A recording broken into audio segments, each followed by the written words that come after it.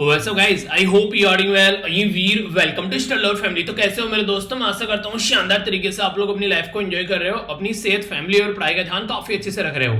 आज है 24 मार्च। आज का द हिंदू न्यूज़पेपर एनालिसिस और एडिटोरियल डिस्कशन जो है बहुत ही शानदार रहने वाला है, और इसी के साथ में हम लोग टेक्स्ट एंड कॉन्टेक्स्ट जो है वो भी पूरा डिटेल में कवर करेंगे, जो कि एग्जाम के पॉइंट ऑफ से बहुत ज्यादा इंपॉर्टेंट आप लोगों को देखने को मिलता है। तो एडिटोरियल के साथ में टेक्स्ट एंड कॉन्टेक्स्ट मिला के एक पूरा ऐसा शानदार कॉम्बिनेशन बन जाता है, जिसमें आप लोगों को प्रीलिम्स, मेंस, इंटरव्यू या फिर अगर आप लोगों को किसी के साथ में डिस्कशन भी करना हो, वहां पर भी आप लोगों की एक उम्दा तैयारी कराएगा। तो इसलिए वीडियो को एंड तक देखिएगा। 2 क्वेश्चन डेली में रेगुलरली आंसर राइटिंग के देता हूं। अगर इस साल की तैयारी कर रहे हैं आप लोग या फिर अगले साल की तैयारी कर रहे हैं, तो अपने हिसाब से जैसा टाइम है आप लोगों के पास में एडजस्ट कर लेना, आंसर राइटिंग जरूर करना, क्योंकि उसके बिना जो है आप लोग फाइनल डेस्टिनेशन तक नहीं पहुंचेंगे। तो काफी उम्दा ये डिस्कशन रहेगा, वीडियो को एंड तक देखिएगा, बहुत कुछ आप लोगों को जानने को मिलेगा और बड़ा ही प्यारा और बहुत शानदार आज का ये डिस्कशन रहने वाला है। पर आगे बढ़ने से पहले आप लोगों के सामने है आज की एक इंपॉर्टेंट कोटेशन। दिन को अगर अच्छे से आप लोग स्टार्ट करोगे तो काफी शानदार तरीके से आप लोग अपने टाइम को सही तरीके से भी यूटिलाइज कर पाओगे। और ये जो कोटेशन है ये टाइम के बारे में है यार। बोला गया जीवन का सबसे बड़ा जो गुरु होता है ना, वो वक्त होता है। आप लोगों ने सुना होगा नॉर्मली कि जो वक्त की मार खाता है वो इंसान जो है वो नहीं छाछ भी फूंक मार मार कर पीता है। तो एक तरीके से आप लोग ये बोल सकते हैं कि वक्त जो सिखाता है ना, वो कोई नहीं सिखा सकता आप लोगों को। इसीलिए बोला जाता है कि वक्त जो होता है वो सबसे बड़ा टीचर होता है। तो जीवन का सबसे बड़ा गुरु जो होता है वो वक्त होता है, क्योंकि जो वक्त सिखाता है वह कोई और नहीं सिखा सकता आप लोगों को। क्योंकि वक्त का मारा हुआ इंसान जो है वो ये इसी कंडीशन में आ जाता है कि वो एक तरीके से न जिंदा होता है न मुर्दा होता है। तो इसीलिए कहते हैं कि वक्त अगर आप लोग बर्बाद कर रहे हैं तो आप लोग वक्त नहीं, आप लोग अपने आप को बर्बाद कर रहे हैं। देखिए इंसानों के बारे में अगर आप लोग समझना चाहेंगे ना, अगर आप लोग थोड़ी सी हिस्ट्री उठाकर देखेंगे, जो इंसान जिंदगी में बहुत ही बेहतरीन पोजीशन पर है, तो उन्होंने अपनी जो है टाइम को बड़े शानदार तरीके से यूटिलाइज किया है। अगर उनसे आप लोग बात करने के लिए बोलो तो वो बोलेंगे कि भाई अभी टाइम नहीं है, थोड़ा बाद में आना, अपना काम पहले कंप्लीट करते हैं। और वो ऐसा नहीं है कि एक दिन निकल गया जिंदगी में से कोई इंपैक्ट नहीं पड़ रहा है, एक महीना निकल गया कोई इंपैक्ट नहीं पड़ रहा है, एक हफ्ता निकल गया कोई इंपैक्ट नहीं पड़ रहा है, ठीक है। इसी के साथ में साल निकल गए कोई इंपैक्ट नहीं पड़ रहा है। वो अपनी मिनट गिनते हैं भाई साहब, वो अपनी सेकंड गिनते हैं। उनको पता होता है कि एक एक जो मिनट है उनकी कितनी काम की है। तो अगर उनको ये लगता है कि कोई इंसान जो है वो टाइम पास कर रहा है और जिंदगी को वैसे ही बस जी रहा है, तो वो उससे कन्नी काट लेते हैं अपनी, क्योंकि उनको पता है कि उनका टाइम जो है वो कितना कीमती है। और हर एक इंसान जो है वो अपने टाइम को कीमती बना सकता है। अगर कोई यार दोस्त आप लोगों के पास में आया कि चल घूमने चलते हैं, आप लोगों ने बोला फ्री तो बैठा हूं, चल यार चलते हैं, ठीक है, वैसे भी कोई काम नहीं है मुझे, तो अगर इस वाली प्रवृत्ति में आप लोग हैं तो बहुत ही गलत संगति में आप लोग हैं। आप अपनी संगति में हैं और आपकी संगति जो है खुद के साथ में बड़ी खतरनाक है। आप अपने टाइम को अपने लिए रेस्पेक्ट नहीं दे रहे हैं, आप लोग दूसरे के टाइम को ज्यादा रेस्पेक्ट दे रहे हैं। सामने वाले ने बोला ये कर लेते हैं तो आप लोगों ने वो करना स्टार्ट कर दिया। ये ऐसा अगर रवैया रहेगा तो जिंदगी में कभी भी एक अच्छी पोजीशन पर आप लोग नहीं पहुंच पाओगे। तो इसलिए हमेशा अपने टाइम को रेस्पेक्ट देना स्टार्ट करो। और जिंदगी में जितना इंपॉर्टेंट टाइम है उससे ज्यादा इंपॉर्टेंट इस धरती पर कुछ नहीं है। और सबसे शानदार चीज मुझे टाइम की लगती है, हर एक इंसान के पास में 24 घंटे हैं यार। चाहे कोई अमीर हो, चाहे कोई गरीब हो, चाहे कोई रिक्शे वाला हो, अंबानी हो, इलोन मस्क हो, चाहे कोई आज की डेट में आप लोग बात करें रोनाल्डो हो, सचिन तेंदुलकर हो, या कोई भी पर्सन इस धरती पर क्यों ना हो, हर एक इंसान के पास में 24 घंटे हैं। कौन अपने इन 24 घंटों को शानदार तरीके से यूटिलाइज कर रहा है, वही डिसाइड कर रहा है कि वो इंसान कहां पर पहुंचेगा। अगर मैं आप लोगों से पूछूं कल का दिन कैसे आप लोगों ने यूटिलाइज किया, तो बताइए जरा, या फिर आज का दिन कैसे यूटिलाइज करने वाले हैं, तो इसके बारे में बताइए। तो 24 घंटे आप लोगों के पास में मिल गए मॉर्निंग से, किस तरीके से आप लोग इसको यूटिलाइज करोगे, एक बार इसका ब्यूरो तो देकर देखो, आप लोगों को पता चलेगा कितना बड़ा टाइम आप लोगों के पास में होता है और कितना टाइम शानदार तरीके से आप लोग यूटिलाइज कर सकते हैं। पर लेकिन हम लोग इसको इग्नोर करते रहते हैं और जिंदगी में खुद अपने आप को बर्बाद करते रहते हैं। तो बताइए आज का दिन कैसे यूटिलाइज करोगे। बहुत सारे बच्चे डेली शेड्यूल लिखते हैं, नीचे कमेंट बॉक्स में आप भी लिखा करो। इसे सही डायरेक्शन में आप लोग अपने आप को बेसिकली चलाते हुए पाओगे। और अपने आप को खुद ही चलाना पड़ता है भाई साहब, दुनिया बस ताने देने के लिए आती है, कोई आप लोगों को सपोर्ट नहीं करेगा। जब आप लोग गिर रहे होंगे तो आप लोगों के ऊपर हंसता हुआ नजर आएगा, आप लोगों की बेइज्जती करता हुआ नजर आएगा। और यही दुनिया जब आप लोग सही डायरेक्शन में चल रहे होंगे तो स्टार्टिंग में आप लोग की पैर खींचेंगे जब तक आप लोग सही पोजीशन पर नहीं पहुंच जाते। और जैसे ही सही पोजीशन पर पहुंच जाओगे तो सबसे बड़े प्यारे लाड़ दुलारे वो आप लोग के बन जाएंगे। तो दुनिया के देखते देखते अपनी जिंदगी को बर्बाद न करें, दुनिया क्या बोल रही है उसको ज्यादा मन पर न लगाए, अपने काम पर फोकस करना है। ओके, इंपॉर्टेंट क्वेश्चन है, अटेम्प्ट कीजिए हिस्ट्री का। और रिसेंटली अभी काफी न्यूज में भी था, बात करेंगे इसका आंसर वीडियो के एंड में बताऊंगा। बात की जा रही है चोरी चोरा इंसिडेंट के बारे में। ये किससे रिलेटेड है, सिविल डिसोबीडिएंट मूवमेंट से, या फिर नॉन कॉर्पोरेशन मूवमेंट, या फिर क्विट इंडिया मूवमेंट, या फिर नन ऑफ द अबव। सही आंसर क्या है, A B C F D. आप लोग इसको अटेम्प्ट कीजिए, फिर आप लोग को काफी कुछ मैं आप लोग को बताऊंगा यहाँ पर, ठीक है। वैसे तो डिस्कशन में कुछ और स्टार्ट करना था, पर लेकिन एक आर्टिकल मुझे ऐसा लगा जो कि सोचने के लिए यहाँ पर मजबूर कर गया। तो मैंने सोचा इसके बारे में थोड़ा बात करूं। हालांकि पूरा डिटेल में इस आर्टिकल को न्यूज एनालिसिस में डिस्कस करूंगा, वीडियो के एंड में जब न्यूज एनालिसिस डिस्कस करते हैं उसमें कवर करूंगा, पर कुछ बातें आप लोगों से पूछूंगा यहाँ पर। जैसे कि ये आप लोगों से इंटरव्यू में क्वेश्चन पूछा जा सकता है। अगर जैसे मान लीजिए आप लोगों की शादी हो चुकी है, ठीक है, और आप लोग इंटरव्यू देने जा रहे हैं, तो वहां पे भी क्वेश्चन बन सकता है। या फिर आप लोग एक जैसे कि वुमेन है, या फिर आप लोग जैसे एक मेल भी है, शादी होगी फ्यूचर में, अगर होगी नहीं होगी वो एक अलग बात है, पर लेकिन मुद्दा यहाँ पर ये है कि आप लोग इसको कैसे देखते हैं। मुद्दा क्या है, मतलब एक हस्बैंड है, एक वाइफ है, दोनों की शादी हो रखी है, इसलिए वो हस्बैंड और वाइफ है। तो हस्बैंड को कितना अधिकार मिलना चाहिए अपनी वाइफ के साथ में फिजिकल रिलेशन बनाने के लिए, तो उसी के ऊपर यहाँ पर ये पूरा मुद्दा है। तो इसी के चलते यहाँ पर अभी ये हाई कोर्ट के द्वारा बेसिकली ये काफी इंपॉर्टेंट डिसीजन लिया गया है। बोला गया है कि अपहोल्ड किया गया है charge against the husband for rapping wife. तो ये काफी बड़ी बात होगी अपने आप में। एक शब्द यूज किया गया यहाँ पर अपहोल्ड। अपहोल्ड का मतलब क्या होता है, इसका मतलब होता है कायम रखना, यानी कि चार्ज जो लगाया गया था वाइफ के द्वारा हस्बैंड के ऊपर में, तो वो रेप का चार्ज माना जाएगा। ये काफी बड़ी बात है। बोला ये गया कि जो इंस्टीट्यूशन है मैरिज का, यानी कि अगर किसी की शादी हो जाती है तो वो एक अधिकार नहीं दे देता है, नॉट कन्फर्म एनी प्रिविलेज, यानी कि आप लोगों को कोई प्रिविलेज अधिकार या फिर कोई लाइसेंस नहीं दे दिया है कि हस्बैंड जो है वो अपने हिसाब से यहाँ पर काम कर सकता है, अपने हिसाब से यहाँ पर वाइफ को किसी भी तरीके से वो ट्रीट कर सकता है। तो ये बात यहाँ पर बोली गई है। तो अगर कोई यहाँ पर ब्रूटिलिटी पे आ गया है, कोई उल्टी सीधी हरकतें करने लगा है, एक जानवर की प्रवृत्ति में आ गया है, तो फिर यहाँ पर उसको इस कैटेगरी में रखा जाएगा।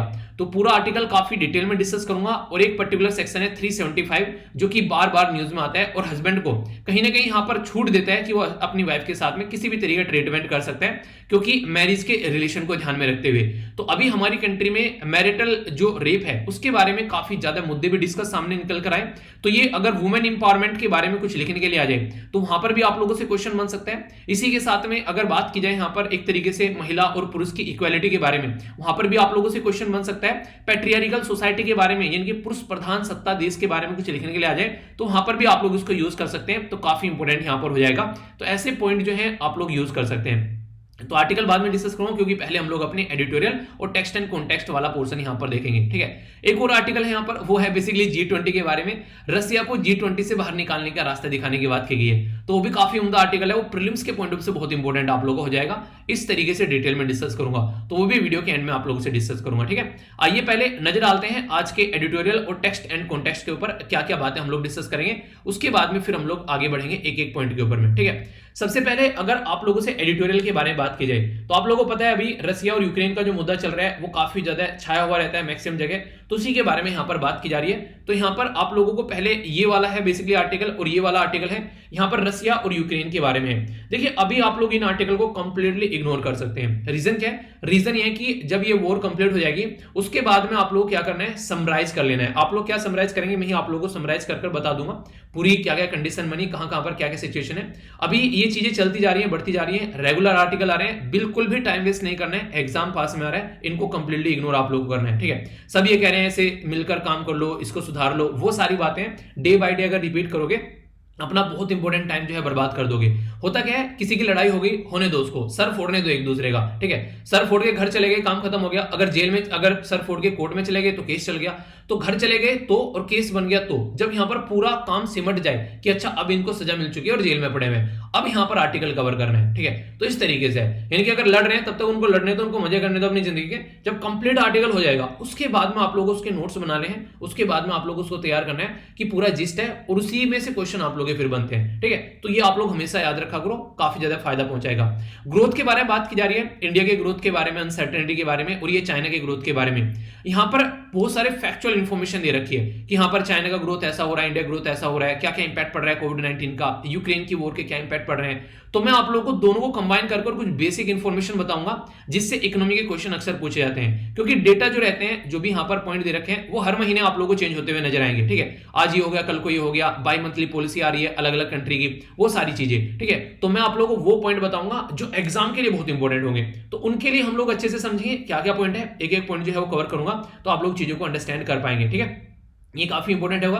इसी के साथ में अगर बात करें, अभी फ्यूल का प्राइस बढ़ रहा है, इन्फ्लेशन की बात की जा रही है, तो इसको भी यहां पर आर्टिकल को कवर करूंगा ताकि चीजों के साथ में आप लोग अच्छे से कनेक्ट कर पाएंगे। इससे अभी रिसेंटली सिचुएशन जो देखने को मिल रही है उसको भी आप लोग काउंट कर पाएंगे, ठीक है। तो ये इंपॉर्टेंट आर्टिकल है। ये आर्टिकल जो है ये खासकर एथिक्स के अंदर आप लोगों से ऐसे क्वेश्चन बन जाते हैं, इसके बारे में भी थोड़ा सा मैं आप लोगों से बात करूंगा। ये डायरेक्ट प्रीलिम्स के अंदर भी आप लोगों को क्वेश्चन बन जाएगा। यहाँ पर हुआ क्या है, ये थोड़ी सोचने वाली बात है। यहाँ पर ये अभी एक रिसेंटली एक ऐसी यंग प्लेयर है, ठीक है, और इनका नाम अगर आप लोग यहाँ पर देखें तो ये एक यंग प्लेयर है यहाँ पर, जो कि अभी ट्रेंड कर रही है। जब मैंने यहाँ पर इसको कट किया तो यहाँ पर ये ट्रेंड कर रही है, क्योंकि किसी ने सोचा नहीं था कि ऐसा कुछ होने वाला है, ठीक है। तो वैसे इनको यहाँ पर अगर बात करें, ये एक ऑस्ट्रेलियन प्लेयर थी, ठीक है, जिनके द्वारा रिसेंटली अभी अपना रिटायरमेंट ले लिया है। सबसे बड़ी बात क्या है, वो है 25 साल की एज में। तो इसके चलते यहाँ पर काफी ज्यादा न्यूज में आ गया है, जो कि डिस्कस करने के लिए बनता है यहाँ पर, और कुछ और इशू चलेंगे जिनके बारे में मैं आप लोगों से बात करूंगा। ये कर्नाटक की पॉलिटिक्स है, आप लोग इसको यहाँ पर इग्नोर कर सकते हैं। और ये है डेटा पॉइंट, इसके बारे में आप लोगों से कुछ बातें करूंगा। डेटा पॉइंट जो है बेसिकली इंपॉर्टेंट इसलिए हो जा रहा है, कई बार अभी रिसेंटली जैसी सिचुएशन आप लोगों को देखने को मिल रही है, उसके बेस पर आप लोग इसको कंपेयर कर सकते हैं। सिचुएशन कैसे देखने को मिल रही है, मतलब कोविड-19 के हम लोग केस कह रहे हैं कि कम हो गए, पर लेकिन साउथ कोरिया में 2 लाख से ज्यादा केस आ रहे हैं डेली। वियतनाम में भी ऐसी कोई कंडीशन देखने को मिलेगी। जर्मनी में भी सेम सिचुएशन अभी देखने को मिल रही है। ऑस्ट्रिया, थाईलैंड, मलेशिया, इंडिया हालांकि नीचे चल रहा है, 2-3 हजार के करीब केस आ रहे हैं, पर लेकिन इसका मतलब ये नहीं कि ऐसी सिचुएशन में हम लोग रहेंगे। हम लोग टॉप कर चुके हैं भाई साहब पिछले कुछ टाइम में, तो इसलिए हम लोग को समझना पड़ेगा। कुछ ऐसे जैसे कि अल्फा हो गया, डेल्टा हो गया, ओमिक्रॉन हो गया, ये हालांकि डाउन आ रहे हैं काफी ज्यादा, तो हम लोग को समझना पड़ेगा कि हम लोग को कैसे यहाँ पर इसको ध्यान में रखे चलना है। क्योंकि इसके ऊपर भी एक आर्टिकल है, अभी यहाँ पर सेंटर के द्वारा बोला गया है कि रिकॉल कर रहे हैं यहाँ पर जो कोविड-19 के ऊपर कंटेनमेंट के जो भी इनके द्वारा ऑर्डर दिए गए थे। तो यहां से इंपॉर्टेंट क्वेश्चन बन जाएगा कि जब हम लोगों ने बोला था कोविड-19 के टाइम पर कि सबको अपने घरों में रहना है, ये सारे रूल और रेगुलेशन फॉलो करने हैं, तो कहां से ये सारी चीजें निकाल कर लाई गई थी। तो ये इंपॉर्टेंट पॉइंट बनेगा आप लोगों के लिए, याद रखिएगा। डिजास्टर मैनेजमेंट एक्ट है हमारे देश में 2005 का, ठीक है। तो डिजास्टर मैनेजमेंट एक्ट के हिसाब से हम लोग यहाँ पर ये चीजें निकाल कर लेकर आए थे कि यहाँ पर सबके ऊपर जो जो रिस्ट्रिक्शन यहाँ पर लगाई गई थी। पर लेकिन अभी क्या बोल दिया गया है कि सेंट्रल लेवल से यहाँ पर ये चीजें हटाई जा रही हैं, पर स्टेट लेवल जो लोकल अथॉरिटी है वो अपने हिसाब से इसको लेकर चल सकती है, अगर उनको इंप्लीमेंट करना है तो। अगर कोई वॉयलेशन करता है यहाँ पर, अगर इनकी अथॉरिटी के हिसाब से, जो स्टेट या फिर लोकल अथॉरिटी के हिसाब से, तो इंडियन पिनल कोड का भी यहाँ पर इस्तेमाल किया जा सकता है। तो ये आप लोगों को देखने को मिलेगा। तो डिजास्टर मैनेजमेंट एक्ट जो है ये यहाँ पर अभी रिसेंटली जो है इसको अभी यहाँ पर हटाया जा रहा है, और बोला जा रहा है यहाँ पर 31 मार्च तक यहाँ पर ये चीजें जो है वो कंप्लीट होती नजर आएगी। तो ये काफी इंपॉर्टेंट जो आप लोगों के लिए टॉपिक बन जाता है, क्योंकि डिजास्टर मैनेजमेंट के बारे में जब आप लोग बात करते हैं तो ये आज की बात नहीं है, ये आप लोगों को काफी लार्ज स्केल पर देखने को मिलेगी कि हमारी कंट्री में भी यहाँ पर डिजास्टर मैनेजमेंट अथॉरिटी आप लोगों को देखने को मिलती है। और इसी के चलते इंटरनेशनल लेवल पर भी यहाँ पर कई सारी चीजें आप लोगों को देखने को मिलती हैं। जैसे यहाँ पर फिलहाल जो चल रहा है 2015 से लेकर 2030 तक का सेंडाई फ्रेमवर्क चल रहा है, आप लोगों ने इसके बारे में सुना होगा, ठीक है। फर्स्ट जो वर्ल्ड कॉन्फ्रेंस हुई थी, यहां से आप लोगों के लिए प्रीलिम्स में क्वेश्चन पूछ लिया जाएगा, बड़ा ही प्यारा सा, ठीक है। तो ये फर्स्ट वर्ल्ड कॉन्फ्रेंस हुई थी यहाँ पर, बेसिकली जिसके बारे में बात करते हैं नेशनल डिजास्टर के बारे में, तो यहाँ पर योकोहामा जापान के अंदर देखने को मिलती है 1994 में, ठीक है। तो यहां से चीजें स्टार्ट हुई थी। इंटरनेशनल डिजास्टर बात की जा रही है, international decade for natural disaster reduction, तो ये 1989 में स्टार्ट किया गया। फिर 1994 में यहाँ पर योकोहामा, तो ये मैंने आप लोगों से बात की। International strategy for disaster reduction की बात की गई 1999 में। और फिर ये दो चीजें आप लोगों को जरूर याद रखनी है, पॉइंट नंबर 1 और पॉइंट नंबर 2, जहां से डायरेक्ट क्वेश्चन आप लोगों के लिए बन जाएंगे। एक को बोलते हैं ह्यागो फ्रेमवर्क, ये था 2005 से लेकर 2015 तक, और दूसरा है यहाँ पर ये अभी 2015 से स्टार्ट हो गया, फिर यहाँ पर सेंडाई फ्रेमवर्क। दोनों की दोनों सिटी जो है वो आप लोगों को जापान में देखने को मिलेगी, वहीं पर ये कॉन्फ्रेंस हुई, उसी के नाम पर यहाँ पर ये सारी चीजें हैं। और इसी में बोला गया कैसे प्रिवेंट करना है, यानी कैसे बचाना है, कैसे तैयार करना है, और अगर दिक्कत हो चुकी है तो उसका सोल्यूशन कैसे निकालना है, तो इसके लिए क्या क्या एक्शन हमारे पास में होना चाहिए। तो ये सारी बातें यहाँ पर निकल कर आती हैं जब 1994 से चीजें स्टार्ट की गई थी। तो डिजास्टर मैनेजमेंट के बारे में ये क्वेश्चन डायरेक्ट आप लोगों से एग्जाम में यहां से भी और यहां से भी पूछे जा चुके हैं। अगर पुराने क्वेश्चन पेपर आप लोग उठाकर देखोगे तो बेसिक चीजें यहां पर याद रखेगा। तो एक छोटा सा आर्टिकल था, आई होप कि आप लोग इसको माइंड में क्लियर रखोगे, ठीक है। अब यहां पर इसके चलते आप लोग थोड़ा सा एक अगर बात करें, कुछ इंपॉर्टेंट पॉइंट आप लोगों को जो कि एग्जाम के लिए काफी इंपॉर्टेंट है। यहाँ पर मेकाधातु प्रोजेक्ट के बारे में बात करेंगे, टेक्स्ट एंड कॉन्टेक्स्ट के ऊपर। एक यहाँ पर नासा से रिलेटेड यहाँ पर प्रोजेक्ट के बारे में बात करेंगे, और यहाँ पर हम लोग बात करेंगे मिड डे मील के बारे में। तो ये काफी इंपॉर्टेंट टॉपिक है जिनको हम लोग एक एक कर कवर करेंगे, ठीक है। पहले यहाँ पर आप लोगों के लिए एक ओवरव्यू यहाँ पर फटाफट बता देता हूँ। बेसिकली यहाँ पर एक पर्टिकुलर आर्टिकल जो कि अभी हम लोगों ने डिस्कस भी किया थोड़ा सा, ऑस्ट्रेलियन प्लेयर एस्ले बार्टी के बारे में। इनको एस बार्टी भी बोला जा रहा था अभी न्यूज़पेपर अगर आप लोग पढ़ोगे तो वहां पर। तो ये बेसिकली हुआ क्या है, इनके द्वारा अपना एक तरीके से उन्हें कहते हैं कि बोरिया बिस्तर जो है वो समेट लिया गया अपने करियर से, वही 25 साल की एज में। अभी अगर आप लोग बात करें रोजर फेडरर के बारे में, राफेल नडाल के बारे में, तो ये 30s और 40s में प्लेयर आप लोगों को देखने को मिलेंगे, पर लेकिन ये अभी काफी शानदार तरीके से खेल रहे हैं। तो कई सारे प्लेयर जो कि यहाँ पर यंग एज में अपना करियर छोड़ देते हैं, तो बहुत सारे इश्यूज पीछे देखने को मिलते हैं। कई बार डिप्रेशन का शिकार रहते हैं। अगर आप लोगों को याद होगा तो नाओमी ओसाका के बारे में एक आर्टिकल हम लोगों ने डिस्कस किया था कि वो डिप्रेशन का शिकार हो गई थी। क्यों? क्योंकि वो एक तरीके से इंट्रोवर्ट पर्सन थी, जो नहीं ज्यादा जनता से बात न करने वाले, मीडिया से बात करने में इनको थोड़ा सा इरिटेशन होती थी। तो इसके चलते यहाँ पर इनके ऊपर आरोप लगाए गए। नॉर्मली होता क्या है, मैच खेलने के बाद में आप लोगों को मीडिया से बातें करनी पड़ती है, तो इनके द्वारा मना कर दी गई, तो इनके ऊपर फाइन लगा दिया गया। तो बहुत सारे ऐसे इश्यूज यहाँ पर देखने को मिले, तो जिसके चलते ये डिप्रेशन का शिकार भी हो गई थी। तो बोला यह जाता है कि एक इंसान अगर कोई काम कर रहा है तो उसको काम पर फोकस करने दो, फालतू की चीजें उसकी जिंदगी में जोड़कर उसको डिप्रेशन का शिकार मत बनाओ। हालांकि ये फिर से बैक आ गई, एक शानदार तरीके की परफॉर्मेंस फिर से इनकी चल रही है अभी फिलहाल पर। लेकिन इसने यहाँ पर जो अभी ये यहाँ पर जो न्यूज निकल कर आ रही है इनके द्वारा, तो इसने सबको यहाँ पर चौंका दिया है कि 25 साल की उम्र में कैसे यहाँ पर कोई अपने जो है एक तरीके से रेजिग्नेशन ले सकता है अपने गेम से, और वो भी तब जब यहाँ पर अभी रिसेंटली ऑस्ट्रेलियन ओपन इनके द्वारा जीता गया। तो अगर कोई कल को अब आप लोगों से प्रीलिम्स से क्वेश्चन पूछ ले या कहीं पर ऑब्जेक्टिव टाइप क्वेश्चन पूछ ले कि ऑस्ट्रेलियन ओपन जो है वो ग्रैंड स्लैम किसके द्वारा जीता गया यहाँ पर 2022 का, तो याद रखिएगा इन्हीं के द्वारा जीता गया। ठीक है, अगर बात करें फ्रेंच ओपन के बारे में, 2019 में जीता गया। विंबलडन जो है 2021 में जीता गया, और यूएस ओपन इनके द्वारा नहीं जीता गया। इनके बारे में याद रखिएगा कुछ बेसिक इंफॉर्मेशन अगर आप लोगों को बताऊं तो देखिए, यूएसए के अंदर होता है यूएस ओपन। ठीक है, अगर बात करें यहाँ पर यूके के अंदर होता है यहाँ पर विंबलडन, यहाँ पर फ्रांस के अंदर होता है फ्रांस ओपन, और ऑस्ट्रेलिया के अंदर होता है ऑस्ट्रेलिया ओपन। तो ये अलग अलग टाइम पर आप लोगों को देखने को मिलेंगे। इनको खेलने के ग्राउंड भी अलग अलग है। कई बार आप लोगों से क्वेश्चन पूछ ले जाते हैं, ऑस्ट्रेलिया जो खेला जाता है वो हार्ड कोर्ट के ऊपर खेला जाता है। इनके जब ऑस्ट्रेलिया के बारे में आप लोग बात करेंगे तो जो कोर्ट रहेगा खेलने का वो आप लोगों को हार्ड कोर्ट आप लोगों को देखने को मिलेगा। फ्रेंच जो रहेगा वो मड कोर्ट रहेगा, विंबलडन ग्रास कोर्ट, और यहाँ पर यूएस जो है वो हार्ड कोर्ट। ठीक है, नॉर्मली जो फ्रेंच कोर्ट है इसको यहाँ पर क्ले कोर्ट भी बोलते हैं। ठीक है, क्ले कोर्ट के बाद बोला जाता है राफेल नडाल को, क्योंकि शानदार तरीके परफॉर्मेंस देखने को मिलेगी। अच्छा, आप लोगों से क्वेश्चन पूछूंगा छोटा सा यहाँ पर, आप लोग ये बताइए कि राफेल नडाल जो है उनके द्वारा फ्रेंच ओपन कितने सारे जीते गए। ये होमवर्क है एक तरीके से, जाकर पढ़िएगा, बहुत सारी चीजें जानने को मिलेगी। और अगर बात करें यहाँ पर एंडी मुरे के बारे में, राफेल नडाल के बारे में, और यहाँ पर इसी के साथ में रोजर फेडरर, इनके द्वारा देखिएगा कितने कितने खिताब जीते गए। ये आज की डेट में शानदार तरीके की परफॉर्मेंस देते हुए आप लोगों को नजर आएंगे।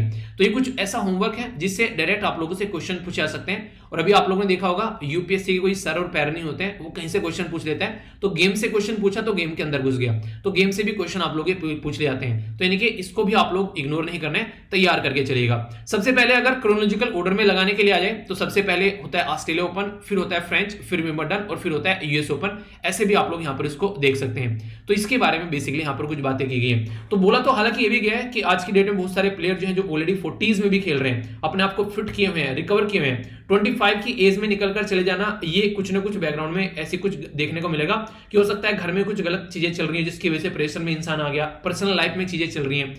तो प्लेयर की ये सारी चीजें जो हैं उसको टैकल कैसे करना है और उसको एक सपोर्ट कैसे मिलना है वो यहाँ पर होना चाहिए। ठीक है, तो ये कुछ बेसिक इंफॉर्मेशन, आई होप कि आप लोग इसके साथ में कनेक्ट कर पाएंगे। अरे हाँ, कल जो है एक बच्चे के द्वारा सेंड किया गया मुझे यूपी पीसीएस का, अभी यहां पर आप लोगों को मेंस देखने को मिल रहा है। तो उसमें आप लोगों का निबंध पूछा जाता है। तो टोटल 3 निबंध पूछे जाते हैं यहाँ पर यूपीएससी में, हालांकि 2 पूछे जाते हैं, तो यहाँ पर 3 पूछे जाते हैं। तो आप लोग देख सकते हैं 3 सेक्शन होते हैं, जैसे ए, इसी के साथ में बी, इसी के साथ में सी।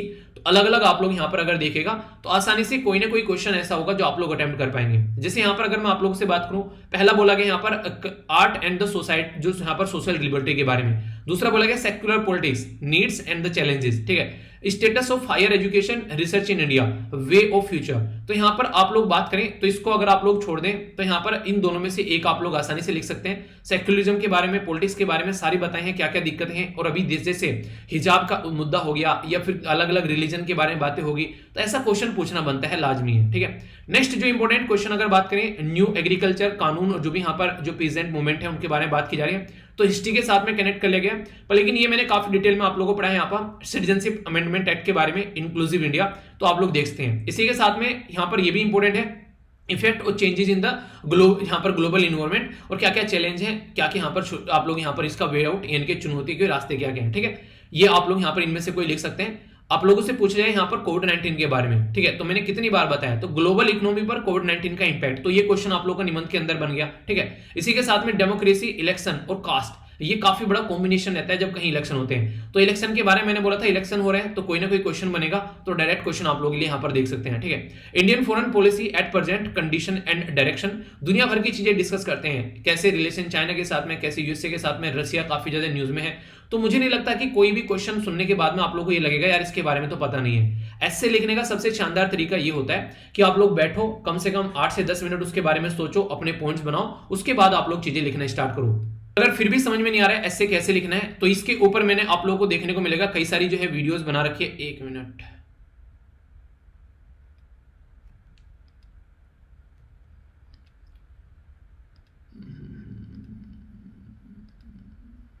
ये देखिए यहां पर सारी चीजें मैंने आप लोगों के लिए यहां पर पोस्ट कर रखी है। आप लोग निबंध कैसे लिखना है उसको भी आप लोग यहां पर देखते हैं, आंसर राइटिंग कैसे करनी है, एसे राइटिंग कैसे करनी है, एक अच्छा एसे, सी सेट कैसे कवर करना है, ठीक है, कैसे गूगल मैप यूज करना है, पॉलिटी के सारे लेक्चर मैंने यहां पर पिन कर रखे हैं। जैसे आप लोग यहां पर चैनल के ऊपर जाओगे तो इनको आप लोग यूज कर सकते हो, अपने प्लान को कैसे लेकर चलना है, एनसीईआरटी कैसे पढ़नी है, टाइम टेबल कैसे बनाना है, आंसर राइटिंग, सब चीजें यहां पर कवर कर रखी है। तो इनको आप लोग देख लेना, सारी चीजें जो है वो आप लोग को एक एक करके समझ में आ जाएगी, ठीक है। बाकी डेली जो आप लोग को आंसर राइटिंग के 2 क्वेश्चन दे रहा हूं उनको आप लोग जरूर एक तरीके से लिखा कीजिए, इससे आप लोग बहुत सारी चीजें अच्छे से लेकर चल पाओगे, ठीक है। इससे आप लोग अपनी पढ़ाई को भी एक अच्छी डायरेक्शन दे पाओगे। आंसर राइटिंग के लिए आप लोग जा सकते हैं, ये है Telegram group, daily 2 question post करता हूं, कोई कंफ्यूजन नहीं होना चाहिए।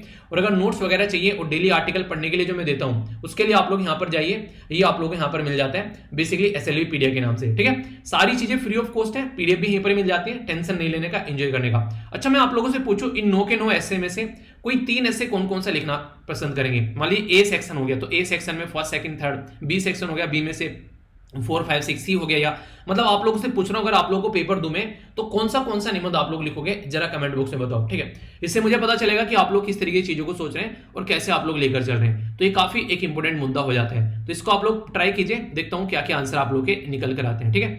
अब आगे बढ़ते हैं यहां पर नेक्स्ट इंपॉर्टेंट इशू के ऊपर। यहां पर अगर बात करें कुछ टेक्स्ट एंड कॉन्टेक्स्ट के अंदर में कुछ फैक्ट्स और फिगर दिए जाते हैं। जैसे कि इंडिया के बारे में बात करें तो आज की डेट में ऐसा लग रहा है कि हमारी कंट्री में एक बाढ़ सी आती हुई नजर आ रही है इलेक्ट्रिक व्हीकल की। जैसे यहां पर अगर बात करें तो आज की डेट में यहां पर कम नहीं है, यहां पर अगर बात करें 10,60,707 हमारी कंट्री में इलेक्ट्रिक व्हीकल सड़कों पर दौड़ रहे हैं। तो आने वाले टाइम में और ज्यादा चीजें आप लोग को देखने को मिलने वाली है, तो ये आप लोग यहां पर समझ सकते हैं इसके बारे में। तो इलेक्ट्रिक व्हीकल एक इंपॉर्टेंट टॉपिक हो जाता है, एग्जाम में क्वेश्चन बन जाए तो ये मत कहना कहां से आ गया, कई बार कवर करा चुका हूं, फिर किस दिन टॉपिक आएगा अच्छे से कवर कर लेंगे।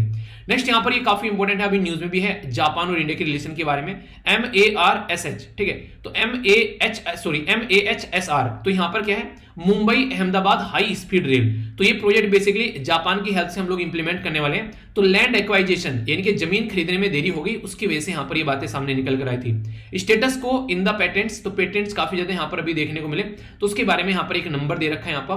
तो वर्ल्ड इंटेलेक्चुअल प्रॉपर्टी जो ऑर्गेनाइजेशन है यहां पर, ये बेसिकली इस फील्ड में काम करती है, ठीक है। यहां पर बात की जा रही है फॉरेनर इन इंडियन जेल, यानी कि 4,926 के करीब बाहर के लोग हमारे देश के अंदर आज के डेट में आप लोगों को देखने को मिल जाएंगे। जैसे कि यहां पर अगर बात कीजिए तो कई सारे आप लोग यहां पर जैसे पाकिस्तान हो गया, बांग्लादेश हो गया, ठीक है, म्यांमार हो गया, अलग अलग रीजन से आप लोग यहां पर देखने को मिल जाएंगे। सबसे ज्यादा जो संख्या है फॉरेनर बेस अंडर ट्रायल जो चल रहे हैं यहां पर, ये मैक्सिमम आप लोग यहां पर बेसिकली बांग्लादेश से देखने को मिलेंगे, ठीक है। पड़ोसी देश से आसानी से आना जाना रहता है। पोलैंड ने एक्सपेल कर दिया रशियन को, ये अभी एक मुद्दा निकल कर आया था, तो ये भी इशू अभी देखने को मिल रहा है। देखते हैं आगे कोई आर्टिकल आता है नहीं, पर हल्का सा इंफॉर्मेशन होनी चाहिए, आर्टिकल आएगा तो अच्छी बात है, ठीक है। मेकाधातु प्रोजेक्ट के बारे में पूरा ये आर्टिकल यहां पर लिखा गया है। ये आप लोगों से जीएस पेपर 1 और 2 के अंदर काफी इंपॉर्टेंट क्वेश्चन बन जाएगा, कैसे वो मैं अभी आप लोगों को बताऊंगा। रिवर के बारे में आप लोगों से पूछा जा सकता है, और भी कई सारे इशू बन सकते हैं। तो बात की जा रही है यहां पर कंट्रोवर्सी जो है मेकाधातु प्रोजेक्ट के बारे में। तो ये जो मेकाधातु प्रोजेक्ट है, पहले तो ये पता होना चाहिए कि किस 2 राज्य के बीच में इशू बना हुआ है, एक साइड में तमिलनाडु और दूसरे साइड में यहां पर कर्नाटक। तो यहां पर एक पर्टिकुलर ये प्रोजेक्ट बनाने की बात की जा रही है, जो कि काफी ज्यादा न्यूज में है। बोला यह जा रहा है कि इसमें लगभग 9,000 करोड़ रुपए जो है वो खर्च किए जाएंगे कर्नाटक के द्वारा, जिसके द्वारा ये बोला गया। और ये प्रोजेक्ट जो है ये कावेरी और इसी के साथ में यहां पर दूसरी रिवर है, और ये इसी की ट्रिब्यूटरी है कावेरी की, इसका नाम है यहां पर अर्कावती। तो दोनों के बारे में पता होना चाहिए, जहां पर ये मिलती है वहां पर ये प्रोजेक्ट बनाने की बात की जा रही है। इसका रीजन क्या है बनाने का, ताकि बेंगलुरु जो है वो प्यासा न मरे, यानी कि बेंगलुरु को टाइम पर पीने का पानी मिलता रहे, ये सबसे बड़ा मुद्दा देखने को मिलेगा। और 400 मेगावाट पावर यहां पर जनरेशन भी इसके थ्रू की जाएगी। अब जैसे ये बात पता चली यहां पर तमिलनाडु को, तमिलनाडु जो है वो कोर्ट में पहुंच गया, कह रहा किसने दे दी तुमको ये अधिकार कि तुम यहां पर इस रिवर के ऊपर में ये प्रोजेक्ट लगाओगे और बिना वो भी हमसे पूछे, ऐसा हम लोग होने नहीं देंगे। तो ये मुद्दा यहां पर निकल कर आया, तो उसी के चलते यहां पर ये इशू अभी चल रहा है। तो यानी कि इसको आगे लेकर चलने की बात की जा रही है। और जब कावेरी के बारे में आप लोगों से क्वेश्चन पूछ रहे हैं तो आप लोग याद रखिएगा, कावेरी एक काफी इंपॉर्टेंट रिवर है, साउथ इंडिया के अंदर जाओगे पोनी बोला जाता है तमिलनाडु के अंदर में, और ये क्वेश्चन पूछा जा चुका है, ठीक है, कि पोनी कहां पर बोला जाता है बेसिकली, या किस रिवर को बोला जाता है। साउथ की गंगा भी इसको कई बार बोल देते हैं। निकलती कहां से है, तो ये ब्रह्मगिरी हिल आप लोगों को वेस्टर्न घाट में देखने को मिलेगी। तो अगर ये भी पूछ ले आप लोगों से कि ब्रह्मगिरी हिल कहां पर है, तो ये है वेस्टर्न घाट के अंदर में, कर्नाटका के साइड से फ्लो होती हुई नाती आती है, भी इसके बारे में दिखाऊंगा भी आप लोगों को। और आगे चलकर ये बे ऑफ बंगाल में आप लोगों को गिरती हुई नजर आएंगी। कई सारी ट्रिब्यूटरी है इसकी, जैसे अर्कावती, ये तो याद ही रखिएगा आप, ये तो इंपॉर्टेंट हो गया क्योंकि इसी के ऊपर मेकाधातु प्रोजेक्ट है। तो इसको तो आप लोग स्टार लगा लेना, अगर क्वेश्चन कल को चलकर ये पूछ ले कि किसकी ट्रिब्यूटरी है, तो मुझे नहीं लगता कि आप लोग कोई कंफ्यूजन होना चाहिए, तो ये आप लोग जरूर याद रखिएगा। हेमावती हो गया, लक्ष्मण हो गया, तीर्थ, सिमसा की काबिनी, और इसी के साथ में हरगी, तो ये हरंगी बेसिकली आप लोग बोल सकते हैं। तो ये कई सारी रिवर है। चलती कहां से मैंने भी आप लोग को बताया, तो यहां से होती हुई चलेगी और आकर बे ऑफ बंगाल में यहां पर गिर जाएगी कावेरी रिवर। कावेरी रिवर इसलिए भी इंपॉर्टेंट है यार, क्योंकि कावेरी रिवर बहुत बार न्यूज में यहां पर आ चुकी है। जब बात करते हैं कर्नाटक, तमिलनाडु, केरला और पुदुचेरी के बारे में, इनके बीच में काफी बड़े मुद्दे कई बार यहां पर देखने को मिलते हैं।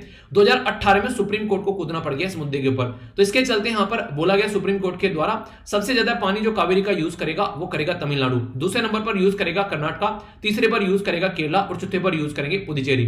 तो ये बातें ऑलरेडी यहां पर बोली जा चुकी हैं। तो इसके चलते यहां पर ये कंट्रोवर्सी चल रही है इस प्रोजेक्ट को लेकर, जो कि आप लोग यहां पर समझ सकते हैं बेसिक इंफॉर्मेशन। और एक्स्ट्रा इन्फॉर्मेशन ऐसा नहीं है, देश के अंदर बस कावेरी यहां पर यही दिक्कत बनी हुई है। अलग अलग एरिया के अंदर भी यहां पर रिवर डिस्प्यूट है, इंटर स्टेट रिवर डिस्प्यूट, यानी कि नदियों को लेकर लड़ाइयां।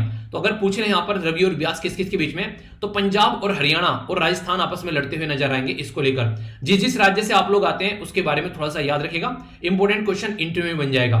नर्मदा को लेकर लड़ रहे हैं मध्य प्रदेश, गुजरात, महाराष्ट्र और राजस्थान। इसी के साथ में मांडोवी, जिसको आप लोग बेसिकली कई नाम से जानते हैं, जैसे मादेल या फिर मांडोवी या फिर महादेव रिवर जानते हैं, तो ये गोवा की लाइफलाइन बोली जाती है। तो इसमें गोवा, कर्नाटक और महाराष्ट्र लड़ते हैं। कृष्णा रिवर को लेकर महाराष्ट्र, आंध्र प्रदेश और कर्नाटक लड़ते हैं।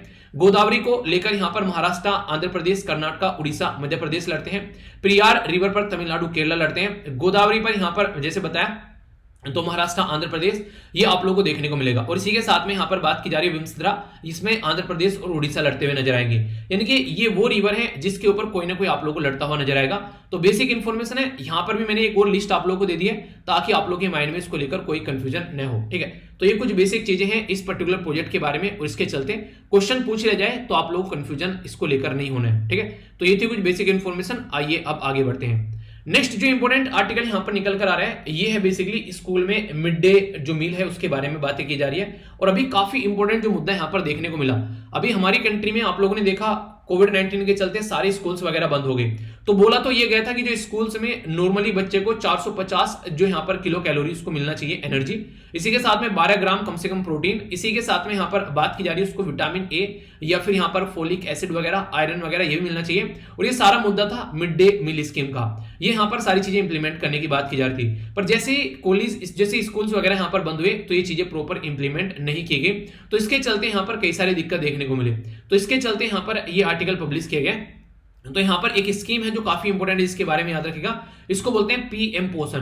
तो यहां पर ये हेल्थ के पॉइंट ऑफ से आप लोगों से बन सकता है, गवर्नमेंट पॉलिसीज या वेलफेयर स्कीम के चलते क्वेश्चन आप लोगों से पूछ लिया जाएगा। ये आप लोगों के लिए काफी इंपॉर्टेंट हो जाता है जब हेल्थ के बारे में बात करते हैं। तो याद रखिएगा यहां पर जो सस्टेनेबल डेवलपमेंट गोल तीसरा है वो भी हेल्थ के बारे में बात करते हैं, तो इसके साथ भी आप लोग इसको कनेक्ट कर देख लीजिएगा, क्योंकि यहां पर कई बार इंपॉर्टेंट क्वेश्चन बन जाते हैं। आखिर न्यूज में किस लिए था, जब यूनियन कैबिनेट के द्वारा यहां पर प्राइम मिनिस्टर जो यहां पर जो बोला गया पीएम पोषण, यानी कि प्राइम मिनिस्टर पोषण स्कीम, तो इसको पीएम पोषण बोल दिया इसका नाम। ये कोई नई स्कीम नहीं थी, ये आप लोग बोल सकते हैं कि नए प्याले में पुरानी चाय पिलाई गई थी आप लोगों को मिलाकर, यानी कि मिड डे मील स्कीम का ही रिप्लेसमेंट किया गया था, इसके अंदर थोड़े बहुत कुछ चेंजेस कर और उसको इंप्लीमेंट जो किया जा रहा है अभी यहां पर 2021-22 से लेके 25-26 तक का इसको यहां पर इंप्लीमेंट किया जा रहा है। तो मिड डे मील स्कीम के बारे में कुछ टाइमलाइन है, ये बेसिकली जब स्टार्ट की गई थी तो 1995 में यहां पर स्टार्ट की गई थी, और यहां से क्वेश्चन आप लोगों के लिए बन चुके हैं कई बार, ठीक है। 1995 में सबसे पहली बार यहां पर ये स्कीम जो है वो स्टार्ट की गई थी साउथ इंडिया के अंदर में, ठीक है। फिर आगे चलकर इसको बोला गया कैसे कैसे करना है, और जो प्रॉपर आगे नेशनल फूड सिक्योरिटी एक्ट के तहत अब यहां पर और कुक्ड वगैरह फूड प्रोवाइड करा जा रहा है, वो सारी चीजें।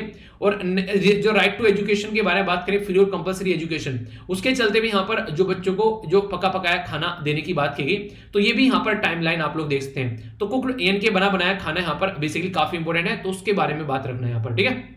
तो उसके लिए इंप्लीमेंट करने की बात यहां पर की गई थी। इसी के चलते यहां पर इसके बारे में कुछ और बातें यहां पर बोला ये गया था बहुत सारे बच्चों को कवर किया जाएगा प्राइमरी लेवल पर 1 से लेके 5 के, अपर प्राइमरी 6 से 8 यहाँ पर। तो इसके चलते यहाँ पर बच्चों को कम से कम खाना मिले, और इसी के साथ में प्री प्राइमरी या फिर यहाँ पर जिसको बाल वाटिकास बोला गया उसको भी यहाँ पर गवर्नमेंट ये इंक्लूड करती है, इसके अंदर यहाँ पर लेकर चला जाता है। सप्लीमेंट्री यहाँ पर कोई एनीमिया का शिकार है, स्पायरेशनल डिस्ट्रिक्ट में कोई यहाँ पर बच्चे हैं, तो उसको लेकर यहाँ पर कैसे आगे बढ़ना है उसके ऊपर यहाँ पर काम किया गया। यानी कहने का मतलब यहाँ पर ये था, जब ये स्कीम लाई गई इसका बेसिक पर्पज ये था कि कैसे कैसे सिचुएशन को सुधारना है अगर कोई ऐसी दिक्कतें देखने को मिलती हैं। तो काफी अच्छे से इस स्कीम के ऊपर यहाँ पर काम किया गया, और आज के डेट में इसको सोल्यूशन की तरीके से देखा जा रहा है कई सारे एरिया में। तो ये आप लोग यहाँ पर समझ सकते हैं। तो इंपॉर्टेंट टॉपिक बन जाते हैं यहाँ पर, अगर मिड डे मील स्कीम के बारे में कोई आप लोगों से पूछे किसके द्वारा रिप्लेस की गई है, कब कब यहाँ पर ये लॉन्च की गई है, तो ये ऐसी बेसिक इंफॉर्मेशन है जो कि कम से कम आप लोगों को पता होना चाहिए, ठीक है। क्योंकि आप लोगों से मैंने कई बार ये सारी बातें डिस्कस की, जैसे पोषण अभियान हो गया, ये सारी चीजें, तो इसके बारे में पता होना चाहिए। और ग्लोबल न्यूट्रिशन रिपोर्ट के बारे में आप लोगों से बातें की थी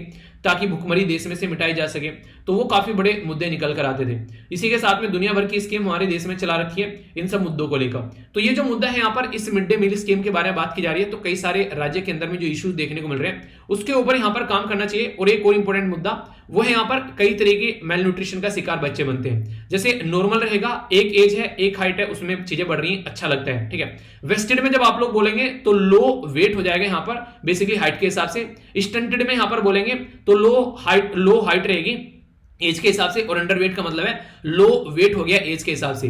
तो ये क्वेश्चन अलग पूछ लिया गया कि वेस्टेड किसको बोलते हैं, स्टंटेड किसको बोलते हैं और अंडरवेट किसको बोलते हैं। तो ये एक इंपॉर्टेंट पॉइंट जो है वो आप लोग जरूर याद रखिएगा। कल को चलकर अगर कोई क्वेश्चन आप लोगों से पूछ ले तो इसको लेकर आप लोग जितना क्लियर रहोगे उतने अच्छे से बातें यहां पर कर पाओगे, ठीक है। तो ये है यहाँ पर बेसिक इंफॉर्मेशन। आई होप कि आप लोगों को इसको लेकर माइंड में क्लैरिटी आई होगी, ओके। अभी यहां पर अगर एक आगे चलें आर्टिकल के बारे में, तो यहां पर ग्लोबल लेवल पर अनसर्टेनिटी है। अनसर्टेनिटी मतलब बहुत सारी दिक्कतें देखने को मिल रही है, पता नहीं क्या सही है और क्या गलत है, उसके बारे में बात की जा रही है। तो कोई आप लोगों से यहां पर अगर पूछ ले कि इकोनॉमिक ग्रोथ और इकोनॉमिक डेवलपमेंट में क्या डिफरेंस है, इसको वीडियो को पॉज कर इसका आंसर लिखो, देखता हूं कौन कौन से आंसर बताता है। ग्रोथ और डेवलपमेंट से क्या समझते हैं आप लोग, तो काफी इंपॉर्टेंट है यहाँ पर। यह पूछ ले कि ग्रोथ अच्छा है कि डेवलपमेंट अच्छा है, तो किसको आप लोग बोलोगे, तो ये आप लोगों को याद रखना है, इसके बारे में बात करूंगा। हालांकि दोनों ही जरूरी है, लेकिन ज्यादा अच्छा जो आप लोगों को देखने को मिलेगा वो है बेसिकली डेवलपमेंट। क्यों? क्योंकि ग्रोथ जो होती है वो नंबर में चेक करते हैं, कितने जीडीपी ग्रोथ हो गई वो हो गई, पर लेकिन जब यहां पर डेवलपमेंट के बारे में बात करते हैं तो इंसान के ऊपर क्या इंपैक्ट पड़ा, जैसे ह्यूमन डेवलपमेंट इंडेक्स, तो हमारी लाइफ कितनी चेंज हुई, हेल्थ, हमारी कमाने की क्षमता, रहने का स्टैंडर्ड कितना बढ़ा। जबकि यहां पर बात करेंगे जीडीपी, जीएनपी, ये सब चीजें कितना रहा उसको नंबर में चेक करेंगे, ठीक है। तो इंपैक्ट जो होता है यहां पर अगर बात करें, ये यहां पर बेसिकली लोगों की लाइफ का इंपैक्ट चेक नहीं कर पाता है ग्रोथ, क्योंकि ग्रोथ जो है नंबर में देखते हैं उसमें सबका इंक्लूड हो जाता है। अंबानी कमा रहे हैं यहां पर करोड़ों और रिक्शा वाला कमा रहा है यहां पर कुछ रुपए, ठीक है। और ग्रोथ की जब बात आएगी यहां पर तो दोनों को कंबाइन करके चल देंगे, पर लेकिन डेवलपमेंट में देखा जाएगा कि क्या यहां पर रिक्शा वाले की लाइफ में क्या चेंज हो रहा है, उसकी स्टैंडर्ड क्या बढ़ रहा है, तो ये आप लोगों को देखने को मिलेगा। तो increase in real per capita outcome जो इनकम आप लोगों को नजर आएगी, एक इंडिविजुअल कितना कमा रहा है, उसकी कितनी जिंदगी सुधर रही है, उसके ऊपर आप लोगों को देखने को मिलेगा। तो ये काफी इंपॉर्टेंट मुद्दा आप लोग यहां पर समझिएगा, ठीक है। अगर आप लोग बात करें ग्रोथ के बारे में तो आप लोगों को पता होना चाहिए, यहां पर हमारी कंट्री के बारे में बात करूं तो आरबीआई और यहां पर गवर्नमेंट ऑफ इंडिया दोनों मिलाकर यहां पर ग्रोथ के ऊपर फोकस करती है, जिसको इकोनॉमिक ग्रोथ बोलते हैं, ठीक है। अगर इन्फ्लेशन यानी कि महंगाई बढ़ जाए तो उसको भी कंट्रोल इनके द्वारा किया जाता है। ये 3 इंपॉर्टेंट गोल आप लोग लिख सकते हैं अगर कोई आप लोगों से पूछ ले। और सोशल स्टेबिलिटी के बारे में यहां पर बात की जा रही है। तो ये सारी चीजें जो होती हैं, दो गवर्नमेंट और ये दोनों मिलकर यहां पर काम करते हैं, तो उसके चलते आप लोग यहां पर समझ सकते हैं। और अगर यहां पर पूछ ले कि ग्रोथ नेशनल हैप्पीनेस के बारे में, अगर कोई खुश है यानी कि एक तरीके से डेवलपमेंट के बारे में बात की जा रही है, तो यहां पर क्या क्या चीजें होनी चाहिए, तो रहने का स्टैंडर्ड अच्छा होना चाहिए, ठीक है। इसी के साथ में इकोलॉजिकल डाइवर्सिटी, ये सारी चीजें देखने को मिलेगी। कम्युनिटी के बारे में बात की जाए तो यहां पर बेसिकली कम्युनिटी वाइटलिटी के बारे में बात की जा रही है, गुड गवर्नेंस के बारे में बात की जा रही है, कल्चरल डाइवर्सिटी के बारे में बात की जा रही है, एजुकेशन, टाइम यूज, हेल्थ, इसी के साथ में साइकोलॉजिकल वेलबींग कैसी है, ऐसा तो नहीं फ्रस्ट्रेट हो रहा है इंसान, तो ये सारी चीजें आप लोगों को देखने को मिलेगी। तो ये इंपॉर्टेंट है जिसको आप लोग समझ सकते हैं। इकोनॉमिक सिस्टम के बारे में अगर आप लोगों से कोई बात करने लगे, ये देखिए इसके अंदर डिफरेंट डिफरेंट चीजें मैं आप लोगों को बता रहा हूं। इकोनॉमिक सिस्टम जैसे आप लोगों को देखने को मिलेगा, एक साइड में होता है कम्युनिज्म, ठीक है, तो आप लोगों को देखने को मिलेगा, और दूसरी साइड में आप लोगों को देखने को मिलेगा मिक्स्ड इकोनॉमी, और फिर आप लोगों को प्योर कंपटीशन या कैपिटलिज्म आप लोग बेसिकली देख सकते हैं। जैसे नॉर्थ कोरिया हो गया, ठीक है, यहां पर आप लोग क्या देखने को मिलेगा, कैपिटलिज्म अच्छा खासा है, ठीक है। फ्रांस अगर बात करें, यहां पर यूनाइटेड स्टेट, यहां पर आप लोग कैपिटलिस्ट देखने को मिलेंगे। हालांकि मैक्सिमम कंट्री जो है वो मिक्स्ड इकोनॉमी में आती है। मिक्स्ड का मतलब क्या होता है, जब दोनों मिलकर काम करते हैं, स्टेट गवर्नमेंट यानी कि गवर्नमेंट भी और यहां पर लोग भी। तो यहां पर कैपिटलिज्म में क्या रहता है, प्राइवेट के हाथ में सारी पावर रहती है, तो ये इशू आप लोगों को देखने को मिलेगा। तो ये ऐसा मुद्दा है जो कई बार आप लोगों से पूछा जाता है, तो इसके बारे में आप लोग समझ सकते हैं। कल को अगर क्वेश्चन आप लोगों से कोई पूछ ले इसके बारे में, तो आप लोगों को इसके बारे में कोई भी कंफ्यूजन नहीं होना चाहिए, ठीक है। कई बार क्या हो जाता है, यहाँ पर इनके बारे में पूछा जाता है, जैसे अभी एक आर्टिकल दे रखा है चाइना के बारे में, तो चाइना को नॉर्मली कम्युनिस्ट कंट्री बोला जाता है, ठीक है। तो चाइना की ग्रोथ कैसी चल रही है वो सारे मुद्दे आप लोगों को बता रखे हैं। तो चाइना में ग्रोथ कैसी चल रही है वो ऊपर नीचे होती रहती है कोविड-19 के चलते, पर हाँ ये है कि चाइना जो है अगर कोई भी दिक्कत आ रही है उसको काफी अच्छे से कवर कर पा रहा है। मुद्दा क्या है उसका मुद्दा यहाँ पर यह कि आज की डेट में मान लीजिए एक गरीब इंसान है, ठीक है, उसके ऊपर कोई दिक्कत आ गई तो उसको रिकवर करने में ज्यादा टाइम लग जाएगा। एक अमीर इंसान है वो जरा सी देर में रिकवर करके अपने काम पर लग जाएगा। इसलिए मैंने आप लोगों को कई बार डिस्कस जो किया था वो था के सेप इकोनॉमी, यानी कि जो के सेप इकोनॉमी में क्या हुआ, दिक्कत तो आई यहां पर दोनों को, पर लेकिन एक इंसान जो है वो अपने व्यापार को बढ़ाकर ले गया और एक इंसान जो है वो दरिद्रता का शिकार हो गया और नीचे गिरता चला गया, जिंदगी में इतनी गरीबी आ गई, आप लोग ऐसा बोल सकते हैं। तो यहां पर वही बात बोली गई कि चाइना जैसी कंट्री जो है वो उस कंडीशन को पार कर आसानी से जिंदगी अच्छी कर पा रही है, जबकि दूसरी कंट्री जो है वो उसी में जूझ के रह जा रही है। तो इसके बारे में यहाँ पर ये सारी बातें बताई गई हैं, तो इसको लेकर आप लोग समझ सकते हैं, कोई कंफ्यूजन आप लोगों को नहीं होना चाहिए। अगर डेवलपमेंट के बारे में कोई ऐसे बातें कर ले, उसके बारे में बातें की जाए तो समझिएगा। अभी रिसेंटली यहाँ पर ये न्यूज एनालिसिस का पोर्शन है, हालांकि फ्यूल प्राइस जो है वो हाइक हो गए, तो ये भी इन्फ्लेशन का रीजन बन गया। लोगों की लाइफ पर क्या इंपैक्ट पड़ रहा है आप लोगों ने देखा होगा, काफी लार्ज स्केल पर चीजें बढ़ गई अभी यहाँ पर, ठीक है। जैसे कि बात करें तो यहाँ पर डीजल और पेट्रोल 80 पैसे बढ़ गए। तो इसके ऊपर जो इन्फ्लेशन वाला आर्टिकल जो मैंने बोला था ना, उसमें सबसे इंटरेस्टिंग बात यहाँ पर ये बोली गई है कि अभी जो ये फ्यूल के प्राइस बढ़ गए, पिछले 137 दिनों में पहली बार यहाँ पर ऐसा देखने को मिला है, यानी कि पहली बार इतने लंबे समय तक इनको नहीं बढ़ाया गया। रीजन क्या था? रीजन थे 5 राज्य में इलेक्शन। तो इसको क्रिटिसाइज कर रहे हैं राइटर कि क्या ऐसा करना जरूरी है कि इलेक्शन आते हैं तो आप लोग इनको रोक देते हैं और जैसे इलेक्शन चले जाते हैं फिर से आप लोग पुरानी रवैया पर आ जाते हैं, या तो आप लोग इलेक्शन के टाइम पर भी इनको चलने दो। आखिर इलेक्शन के टाइम पर आप लोग इनको क्यों रेगुलेट करने लग जाते हो? और वैसे आप लोग बोलते हो कि आप लोगों ने इनको डीरेगुलेट कर रखा है, डीरेगुलेशन जैसी कोई चीज यहां पर दिख नहीं रही है। और कोविड-19 का वैसे एक ह्यूज इंपैक्ट आप लोग यहां पर बोल सकते हो। हमारी कंट्री की इकोनॉमी अर्थव्यवस्था को आप लोगों को पता है कैसी चल रही है, तो ये कई सारे इश्यूज यहां पर समझाने की कोशिश की जा रही है। तो यानी कि गवर्नमेंट को क्रिटिसाइज किया गया यहां पर हाँ आप लोगों को पता होना चाहिए कि एग्जैक्टली क्या चल रहा है। अभी रिसेंटली यहां पर कई सारे बैरल, देखिए आप लोगों को पता होना चाहिए 159 के करीब यहां पर आप लोगों को देखने को मिलेंगे लीटर होते हैं एक बैरल के अंदर में, जब तेल खरीद कर आप लोग लेकर आते हो।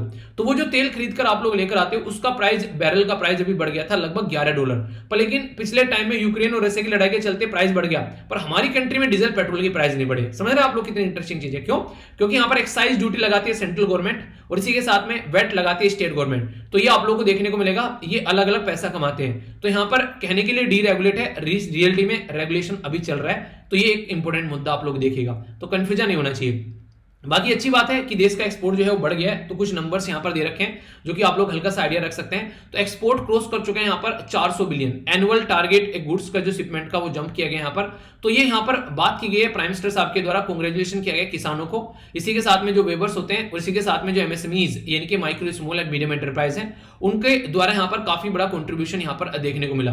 तो हमारी कंट्री के लिए एक पॉजिटिव बात है, क्योंकि जब हम लोग एक्सपोर्ट और इंपोर्ट के बारे में बात करते हैं तो आप लोग हमेशा याद रखिएगा, चाइना एक ऐसा देश है जो मैक्सिमम एक्सपोर्ट करता हुआ नजर आता है, इंडिया एक ऐसा देश है जब मैक्सिमम इंपोर्ट करता हुआ नजर आता है। तो यहां पर आ जाता है ट्रेड डेफिसिट। तो ये इंपॉर्टेंट टर्म है। ट्रेड डेफिसिट का मतलब ये होता है कि जब कोई पर्टिकुलर पर्सन बहुत ज्यादा सामान खरीद रहा है, ठीक है, पर लेकिन बेच काफी कम रहा है, तो इसका मतलब हो गया एक्सपोर्ट काफी कम कर रहा है। तो यहां पर जो इनके बीच में डिफरेंस है उसको ट्रेड डेफिसिट बोलते हैं। सेम ट्रेड सरप्लस बोल देते हैं। सरप्लस का मतलब क्या होता है? इंपोर्ट काफी कम कर रहा है, एक्सपोर्ट बहुत ज्यादा कर रहा है। इसलिए चाइना हमेशा ट्रेड सरप्लस में और इंडिया हमेशा ट्रेड डेफिसिट में आप लोगों को नजर आएगा।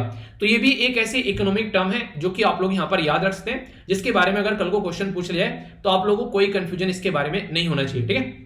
तो बेसिक टर्म है, कई बार आप लोगों से एग्जाम में क्वेश्चन बन जाते हैं, तो अगर माइंड में आप लोगों की क्लैरिटी रहेगी तो फिर आप लोग उसको अच्छे से लेकर चल पाओगे। तो एक एक पॉइंट आप लोगों के माइंड में क्लियर होना चाहिए, ठीक है। एक और इंपॉर्टेंट टॉपिक यहाँ पर, बेसिकली टॉपिक क्या पॉइंट है यहाँ पर, ये क्विज दिया जाता है बेसिकली यहाँ पर डेली, इसमें टेक्स्ट एंड कॉन्टेक्स्ट वाले पोर्शन में। तो यहाँ पर ये पिक्चर बोली गई है कि ये मैन कौन है, जो कि यहाँ पर आप लोगों को देखने को मिल रहा है। तो इस फोटो को आप लोगों को पहचानना है, और बाकी जो कल आप लोगों से क्वेश्चन पूछे थे उनके आंसर आप लोगों को सारे यहाँ पर देखने को मिल जाएंगे। सारे के सारे आंसर हैं, और यहाँ पर इसको क्विज को आप लोग अटेम्प्ट कर लेना। एसएलवी पीडीएफ पर डाल दूंगा इसको, अगर आप लोग अटेम्प्ट करना है। आज का जो क्विज आप लोगों को दिया गया यहाँ पर, चाइना के अंदर जो भी डिजास्टर देखने को मिला, 21 मार्च को कई सारे लोगों की जान चली गई, एक फ्लाइट एयर क्रैश हो गई, तो उसके बारे में बात की जा रही है, ठीक है। तो इसको थोड़ा देख लेना, पढ़ना ही है बेसिकली, पढ़कर अगर मैं बताऊंगा टाइम ही लगेगा, और बेसिकली आप लोग इसको थोड़ा सा एक बार नजर में को निकाल लेना, ठीक है। तो कुछ कुछ बेसिक चीजें, आई होप कि आप लोग इसको अच्छे से अंडरस्टैंड कर पा रहे हो और कोई भी डाउट आप लोग को देखने को नहीं मिलेगा, ओके। आइए अब आगे बढ़ते हैं। न्यूज एनालिसिस में यहाँ पर ये बेसिकली ये आर्टिकल है, तो यहाँ पर मैरिटल रेप के बारे में पहले मैं आप लोगों से डिस्कस करता हूँ, फिर चीजों को आगे लेकर चलेंगे। तो ये काफी इंपॉर्टेंट टॉपिक बन जाता है जीएस पेपर 1 के अंदर में भी। Indian society, role of the women और इशू रिलेटेड टू वुमेन के बारे में बात करेंगे। तो आप लोगों से क्वेश्चन कई बार ऐसे पूछ लिए जाते हैं। इवन क्वेश्चन भी आप लोगों को लिखने के लिए यहां पर दिया जा सकता है। जैसे कि बात की जा रही है, non criminalisation of the marital rape in India is a dreadful Slur on the dignity and the human right of the women. ठीक है, यानी कि भारत में वैवाहिक बलात्कार का गैर अपराधीकरण यहां पर महिलाओं की गरिमा और मानव अधिकारों पर एक भयानक कलंक की तरीके से यहां पर देखा जाता है। तो कहने का मतलब यहां पर ये कि इसके ऊपर आप लोग टिप्पणी कर सकते हैं, क्वेश्चन की तरीके से भी आप लोग इसको ले सकते हैं। मतलब क्या है यहां पर मैरिटल रेप का मतलब क्या है, जब एक हस्बैंड और जो वाइफ है, मान लीजिए शादी होगी, ठीक है, तो हस्बैंड और वाइफ बन गए, फिर यहां पर ये रहता है कि अगर दोनों के बीच में फिजिकल रिलेशन है, तो अगर यहां पर किसी भी तरीके से हो, चाहे जोर जबरदस्ती हो दोनों की आपस में एक दूसरे के साथ में, पर लेकिन उसको रेप नहीं माना जाएगा। तो ये एक गलत तरीके से यहां पर देखा जाता है कि इसको रेप नहीं माना जाएगा। तो इसको यहां पर बोले हमारी कंट्री में इसको रेप मानना चाहिए। कई सारे देश ऐसे हैं जिसको रेप मानना चाहिए। आप लोग क्या मानने हैं इसमें, यस या फिर नो, आप लोग अपनी बात बता सकते हैं। अब मुद्दा क्या है वो मैं आप लोगों को बता देता हूं। मुद्दा यहां पर यह कि दिल्ली हाईकोर्ट के अंदर अभी यहां पर ये केस पहुंचा था। इसके चलते यहां पर जो बेसिकली बात की गई कि मैरिटल रेप को क्रिमिनलाइज करना चाहिए, तो इसके चलते पिटीशन जो है उसके पास में पहुंची। तो दिल्ली हाईकोर्ट ने सेंट्रल गवर्नमेंट से बोला कि भाई साहब आप लोग इसको कैसे लेकर चल रहे हैं। तो कंस्ट्रक्टिव एक अप्रोच लेकर आप लोगों को चलनी है कि क्रिमिनलाइजेशन करना तो वुमेन के हाथ में एक पावर आ जाएगी। अभी हमारी कंट्री में ये काफी इंपॉर्टेंट जो यहाँ पर मुद्दा है, जो कि आप लोगों को थोड़ा सा ध्यान से सुनना है। हमारा इंडियन पिनल कोड, जिसको हिंदी में भारतीय दंड संहिता कहते हैं, उसका सेक्शन जो है वो 375 है, यानी कि 375वां, जो रेप के बारे में बात करते हैं। तो ये क्या बोलते हैं, ये बोलता है अगर कोई लड़की जो है उसकी एज जो है वो 15 साल से अगर नीचे है और उसकी शादी हो गई है, तो तब हस्बैंड यहां पर कुछ करता है, तो यहां पर एक तरीके से फिजिकल रिलेशन बनाने की कोशिश करता है, तो उसको रेप माना जाएगा। पर लेकिन अगर 15 साल से ऊपर एज है तो फिर इसको रेप की कैटेगरी में नहीं माना जाएगा। तो इसी के ऊपर यहां पर बवाल चल रहे हैं। तो इसको यहां पर बेसिकली क्रिमिनल की कैटेगरी में यहां पर लेकर आना चाहिए। मैरिटल जो रेप है यहां पर कहीं ना कहीं जो एक तरीके से इसके तहत यहां पर जो यहां पर कहीं ना कहीं इसको प्रॉपर वे में हमारी कंट्री में नहीं माना जाता है, क्योंकि हमारी एक पैट्रियार्कल सोसाइटी है, पुरुष प्रधान सोसाइटी है। तो यहां पर पुरुष की जबरदस्ती नॉर्मली आप लोगों को देखने को मिल जाती है महिलाओं के ऊपर। तो इसके चलते यहां पर ये बनाता है कि ये हमको इस तरीके से नहीं देखना चाहिए। हस्बैंड जो है यहां पर नॉर्मली उसको गिल्टी नहीं मान सकते रेप के मामले में, वो उनकी म्यूचुअल अंडरस्टैंडिंग है। अगर उसको इस तरीके से लेना स्टार्ट कर दिया तो ये माना जाता है कि ये सोसाइटी पर एक जो वैवाहिक रिलेशन होता है उस पर काफी गलत इंपैक्ट डालेगा। हालांकि कई सारी कंट्री ऐसी हैं जो कि यहां पर इसको रेप की कैटेगरी में मान सकी है। उसमें ऑस्ट्रेलिया जो है वो फर्स्ट कंट्री बनी जिसके द्वारा कॉमन लॉ लाया गया कंट्री के अंदर रिफॉर्म कर 1976 में, कि कोई ऐसी हरकतें करेगा अगर हस्बैंड जो है वाइफ के साथ में जबरदस्ती करेगा तो उसको रेप माना जाएगा। स्कैंडिनेवियन कई सारी कंट्री, यूरोपियन कंट्री भी ऐसी हैं जो कि इसको क्रिमिनल कैटेगरी में मानती है।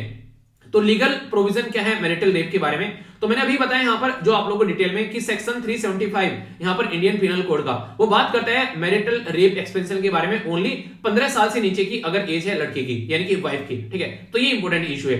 पर लेकिन यहां पर ये बात है कि मैरिटल रेप जो है वो यहां पर एक्सेप्शन यहां पर क्या है कि अगेंस्ट है वुमेन के बेसिक राइट के, यानी कि महिलाओं को यहां पर एक तरीके से उनकी खुद की अधिकार, खुद की बॉडी है, उनका खुद की लिबर्टी होनी चाहिए, फ्रीडम ऑफ स्पीच होनी चाहिए, तो वो इनको ही नहीं मिल पाता है। तो इसी के चलते आप लोग याद रखिएगा, अगर संविधान के अंदर आप लोग जाएंगे तो आर्टिकल 21 के बारे में बात की जाती है। आर्टिकल 21 है राइट टू लाइफ, तो right to life with dignity भी यहां पर बोली जाती है। तो डिग्निटी कब देखने को मिलेगी, जब हम लोग यहां पर ये सेक्शन 75 जो है 375 उसको प्रॉपर वे में यूज करेंगे, वरना ये क्या कर रहे हैं, ये कहीं ना कहीं डिग्निटी को यूज नहीं करने दे रहे हैं, इनकी आर्टिकल 21 के खिलाफ में जाकर काम कर रहे हैं। तो इसीलिए बोला जा रहा है कि महिलाओं के फंडामेंटल राइट का हनन हो रहा है। इसी के साथ में राइट टू इक्वलिटी के बारे में जब आप लोग बात करते हैं तो उसमें भी यहां पर जो सेक्शन 375 जो है वो यहां पर डिस्क्रिमिनेट कर दे रहा है। जो लड़कियां हैं खासकर जिनकी शादी हो रखी है 15 साल से नीचे की और 15 साल से ऊपर की है, उनमें डिस्क्रिमिनेशन है, तो इक्वालिटी भी देखने को नहीं मिलती है। तो इसलिए बोला जा रहा है कि ये गलत मुद्दा है, इसको थोड़ा सा समझना चाहिए। तो महिलाओं के बेसिक राइट का भी यहां पर हनन हो रहा है, तो ये बातें बोली जाती है। अब गवर्नमेंट क्या बोलती है, गवर्नमेंट तो देखिए यार ये बोलती है अगर ऐसा कुछ हुआ तो ये जो इंस्टीट्यूशन है मैरिज का उसके ऊपर काफी इंपैक्ट पड़ेगा। कल को चलकर यहां पर बहुत सारे इश्यू निकल कर आएंगे और किसको पता चल रहा है किसी के बेडरूम में जाकर कि फिजिकल रिलेशन जो बनाया गया था वो एक नॉर्मल फिजिकल रिलेशन था या फिर वो जोर जबरदस्ती वाली थी। कोई जाकर चेक तो कर नहीं सकता, इसके लिए कोई पैरामीटर कोई मशीन तो है नहीं। तो इसके चलते ये इशू आगे देखने को मिल सकते हैं। तो मिसयूज हो सकता है लीगल प्रोविजन जो भी आप लोगों को देखने को मिलते हैं। तो यहां पर बोला जा रहा है कि सेक्शन 498A हरासमेंट जो होता है मैरिज के अंदर में उसके बारे में बात करें तो ये काफी खतरनाक मुद्दा आप लोगों को देखने को मिल सकता है। तो प्रोटेक्शन करनी चाहिए वुमेन की, और डोमेस्टिक वायलेंस के बारे में बात करें तो उसके चलते इनका मिसयूज होता है, नॉर्मली कई बार मिसयूज होता हुआ पाया जाता है। ऐसे ही यहां पर क्या किया जा सकता है, हस्बैंड को यहां पर टॉर्चर भी किया जा सकता है, यहां पर कल को चलकर हस्बैंड को भी हरास किया जा सकता है काफी लार्ज स्केल पर। अगर यहां पर कोई भी वुमेन जो है यहां पर अगर एक तरीके से कि ऐसा नहीं है कि देखिए दोनों तरीके से आप लोगों को दिक्कतें देखने को मिलती हैं। कई सारे कई सारे लड़के या फिर कई सारे जो एक तरीके से पुरुष होते हैं बदतमीज होते हैं, पर लेकिन कई सारी लड़कियां या फिर महिला भी आप लोगों को बदतमीजी करती हुई नजर आएंगी, खासकर आज की सोसाइटी में देखें तो दोनों एक तरीके से देखकर बैलेंस ऐसे लेकर चलना चाहिए ताकि जो कानून है उसका सही भी इस्तेमाल किया जा सके और उसका मिसयूज भी ना हो।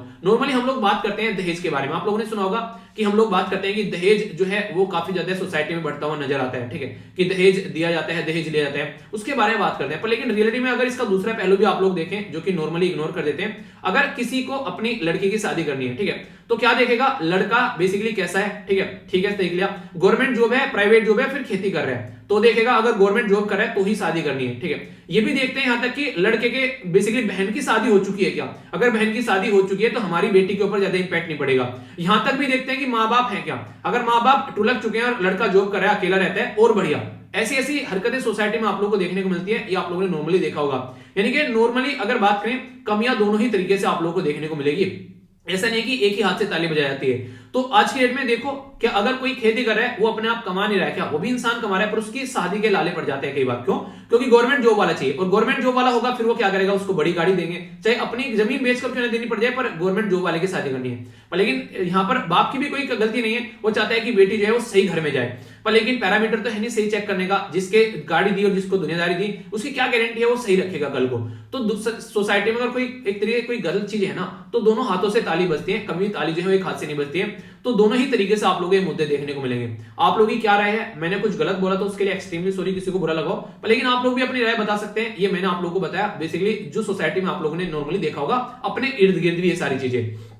आगे बात करते हैं, कुछ इंपोर्टेंट फैक्ट है यहाँ पर। जो यूएन है, यूएन का जो पॉपुलेशन फंड है वो बोलता है कि 15 से लेके 49 के बीच में अगर बात करें तो यहाँ पर लगभग 2/3 जो वुमेन है यहाँ पर उनको प्रॉब्लम फेस करनी पड़ती है, पीटा जाता है उनको गलती से, उनकी जबरदस्ती की जाती है सेक्स के लिए। ये सारी चीजें यहाँ पर यूएन बोलता है, ठीक है। हर 5 में से यहाँ पर एक जो है बेसिकली मैन जो है वो फोर्स करता है अपनी वाइफ को फिजिकल रिलेशन के लिए। ये इंटरनेशनल मेंस के द्वारा यहाँ पर जो basically international man and gender equity survey कराया गया उसमें ये बातें बोलेगी। अगर बात करें 104 कंट्री ऐसी हैं अक्रॉस द वर्ल्ड जहां पर क्रिमिनलाइज किया जा चुका है यहाँ पर ये बेसिकली मैरिटल रेप को, हमारे देश से भी होना चाहिए, ये बात बोली जा रही है। India, Saudi Arabia, Pakistan, China इस कैटेगरी में भी नहीं आए हैं। तो कोई कंफ्यूजन आप लोगों को नहीं होना चाहिए। और आप लोगों से जो क्वेश्चन पूछा गया है इसका आंसर भी आप लोग यहाँ पर दे सकते हैं, काफी इंपोर्टेंट है, इसको आप लोग अटेम्प्ट करने की कोशिश जरूर कीजिएगा। और बाकी होना चाहिए नहीं होना चाहिए वो आप लोग बता सकते हैं, इसके बारे में आप लोग ही क्या रहे हैं, ठीक है। एक काफी बड़ा मुद्दा आप लोगों को यहाँ पर देखने को मिलेगा, ये है बेसिकली किसके बारे में, G20 के बारे में। चाइना जो है वो रशिया के साथ में आकर खड़ा हो गया G20 के मुद्दे पर, रशिया को खुले आम सपोर्ट करता हुआ चाइना आप लोगों को यहाँ पर नजर आएगा। जब बोला गया कि रशिया को जो है G20 से निकालना चाहिए तो चाइना खुले आम यहाँ पर आकर खड़ा हो गया। तो ये काफी एक इंपॉर्टेंट मुद्दा है। तो G20 के बारे में इंपॉर्टेंट क्वेश्चन आप लोगों से एग्जाम में बन सकता है। G20 के बारे में डिटेल में डिस्कस करूंगा। एक और इंपॉर्टेंट पॉइंट यहाँ पर, इंडिया का ओहदा जो है रिसेंटली अभी काफी ज्यादा बढ़ गया। अगर आप लोग देखोगे चाइना के जो यहाँ पर फॉरेन मिनिस्टर हैं वो इंडिया की विजिट पर आ रहे हैं, पर लेकिन हम लोगों ने अभी जापान के साथ में जब अपनी मीटिंग की तो साफ साफ हम लोगों ने बोल दिया कि LAC का जब तक रिजोल्यूशन नहीं निकलेगा तब तक चीजें नहीं सुधरने वाली हैं और हम लोग आगे लेकर नहीं बढ़ेंगे चीजों को। यूक्रेन क्राइसिस पर अगर हमसे कोई भी बातें करते हैं हम लोग सीधा सीधा बोल देते हैं कि भाई साहब जाकर जो है यूनाइटेड नेशन में बातें करो, हमारे साथ इसकी बातें नहीं करो, क्योंकि इंडिया पर कई सारी चारों तरफ से प्रेशर बनाने की बात की जा रही है। यहाँ पर पाकिस्तान के प्राइम मिनिस्टर तिल बिला गए इसको लेकर, बोल रहे हैं कि इंडिया सही है बेटा, बोल रहा है कि आज की डेट में कि मैं जो हूं इंडिपेंडेंट हूं और मैं जो हूं किसी के साथ में मिलकर काम नहीं करूंगा। मतलब रशिया से भी तेल खरीद रहा है, यूएसए से भी अपने हथियार खरीद रहा है और सब जगह से सबके साथ में व्यापार कर रहा है, और अगर पाकिस्तान कुछ करे तो सब रोने लगते हैं। तो ये अभी इशू देखने को मिला, तो इंपॉर्टेंट था। चलिए जो भी है, पहले G20 के बारे में आप लोग कई सारी बातें बताता हूं जिसको ध्यान से आप लोगों को समझना है। इंपॉर्टेंट क्वेश्चन बन जाएगा प्रीलिम्स में, और ऑलरेडी प्रीलिम्स में क्वेश्चन पूछा भी जा चुका है, तो इसलिए आप लोगों को एक एक पॉइंट जो है वो क्लियर होना चाहिए। ये क्वेश्चन आप लोगों से यूपीएससी में पूछे जा चुके हैं। बोला गया कि in which of the following जो ग्रुप है are all 4 countries member of G20, यानी कि किसमें G20 के सारी कंट्री आप लोगों को देखने को, मतलब कौन से ऐसे 4 यहां पर हैं जिनमें सारे G20 के मेंबर हैं। अर्जेंटीना, मैक्सिको, साउथ अफ्रीका, तुर्की, Australia, Canada, Malaysia, New Zealand, Brazil, Iran, Saudi Arabia, Vietnam, Indonesia, Japan, Singapore और साउथ कोरिया। तो सही आंसर क्या यहाँ पर ABCFD। तो ये प्रीलिम्स में क्वेश्चन पूछा गया था, इसको आप लोग अटेम्प्ट कीजिए, देखता हूं कौन सही आंसर देता है, ठीक है। G20 में कौन कौन सी कंट्री आती है, तो यहां पर अर्जेंटीना देखने को मिलेगा, Australia, Brazil, Canada, China, France, Germany, India, Indonesia, इसी के साथ में इटली हो गया, जापान हो गया, South Korea, Mexico, Russia, Saudi Arabia, South Africa, तुर्की, इसी के साथ में UK, United State, European Union, जो यहाँ पर बेसिकली यूरोपियन यूनियन हो गया यहाँ पर, ठीक है। मैंने कहने का मतलब है कि यूरोपियन यूनियन भी यहाँ पर पूरे ग्रुप के तरीके से प्रेजेंट किया जाता है। तो टोटल मिलाकर ये कंट्री आप लोगों को यहाँ पर देखने को मिलती है। तो ये काफी इंपोर्टेंट है यहाँ पर, अगर कोई आप लोगों से पूछ ले इनको याद रखना है तो उसके लिए भी आप लोगों के लिए यहाँ पर ट्रिक है, एक बच्चे के द्वारा शेयर की थी, याद रखिएगा यहाँ पर इसके बारे में। बोला गया गुरुजी सीता अब एसएससी एफसीआई में जॉब करती है। यानी कि यहाँ पर गुरुजी यानी गुरु जी भी आप लोगों ने यहाँ पर याद रखना है, यानी कि रिस्पेक्ट दिखानी है। सीता अब एसएससी एफसीआई यानी कि फूड कॉर्पोरेशन ऑफ इंडिया में जॉब करती है। तो यहाँ पर गुरुजी का मतलब क्या हो गया, यानी कि गुरुजी हैं कौन कौन, जर्मनी, यूएसए, इसी के साथ में रसिया और यूके। और जी का मतलब हो गया जापान और इंडिया। सीता का मतलब क्या हो गया, सऊदी अरेबिया, इंडोनेशिया, तुर्की और ऑस्ट्रेलिया। ए बी का मतलब क्या हो गया, अर्जेंटीना और ब्राजील। एसएससी का मतलब क्या हो गया, साउथ अफ्रीका, साउथ कोरिया और कनाडा। एफसीआई का मतलब क्या हो गया, फ्रांस, चाइना और इटली। और यहां पर एमई का मतलब हो गया मैक्सिको और यूरोपियन यूनियन। तो ये टोटल एक तरीका है। मैं आशा करता हूं कि आप लोग इसको मतलब याद रख पाएंगे, क्योंकि एग्जाम में जब क्वेश्चन बन रहे हैं इस तरीके के, तो फिर आप लोगों को इसके बारे में पता होना चाहिए। ठीक है, तो अब आप लोगों के सामने यहाँ पर सारी कंट्री, अब इसमें से आप लोग ऑप्शन ढूंढिए कि आप लोग कौन सा ऑप्शन यहाँ पर लग रहा है। ठीक है, कि हाँ ये ऑप्शन जो है ये आप लोग यहाँ पर आप लोग इसको देख सकते हैं, जिससे कि कनेक्ट कर सकें। अगर आप लोग यहाँ पर इसको देख पा रहे हो, जैसे कि बी ऑप्शन में क्या हो गया, ऑस्ट्रेलिया, कनाडा, तो यहाँ पर आप लोगों को मलेशिया नहीं देखने को मिलेगा। ठीक है, मलेशिया आप लोगों को देखने को मिलेगा, बताइए हाँ या फिर ना, क्योंकि यहाँ पर एक ही एम है और उस एम का मतलब है मैक्सिको, तो मलेशिया तो यहाँ पर ही नहीं है। ठीक है, तो आप लोग देखते हैं, तो यहाँ पर ना तो मलेशिया आप लोगों को देखने को मिलेगा और ना ही कहीं आप लोगों को एन है यहाँ पर इसमें, इसके अंदर, यानी कि न्यूजीलैंड है। तो ना तो मलेशिया है और ना ही न्यूजीलैंड है, तो ये तो हो नहीं सकता। ठीक है, ब्राजील के बारे में बात करें तो आप लोगों को ईरान नहीं देखने को मिलेगा वहां पर। ठीक है, और ना ही आप लोगों को वियतनाम देखने को मिलेगा। तो ईरान में अगर आई के बारे में बात करें तो आई से बस इंडिया है यहाँ पर, और दूसरा जो आई हो गया उससे आप लोगों को इटली देखने को मिलेगा, और इसके अलावा कोई आई नहीं है, तो ईरान का मतलब ही नहीं है। ठीक है, और वी इसमें कहीं ही नहीं है, तो वियतनाम ही नहीं है, तो दूसरा भी ऑप्शन गया। इंडोनेशिया, जापान, सिंगापुर और साउथ कोरिया। ठीक है, जब यहाँ पर आप लोगों को एसएससी के बारे में मैंने बात की थी, तो एक एस का मतलब हो गया साउथ कोरिया, एक एस का मतलब हो गया यहाँ पर साउथ अफ्रीका। ठीक है, और इसी के साथ में एक एस का क्या मतलब हो गया यहाँ पर, हो गया सऊदी अरेबिया। तो यहाँ पर सिंगापुर नाम का इंसान नहीं है। ठीक है, तो मतलब क्या हो गया, मतलब इसका आंसर हो गया ए।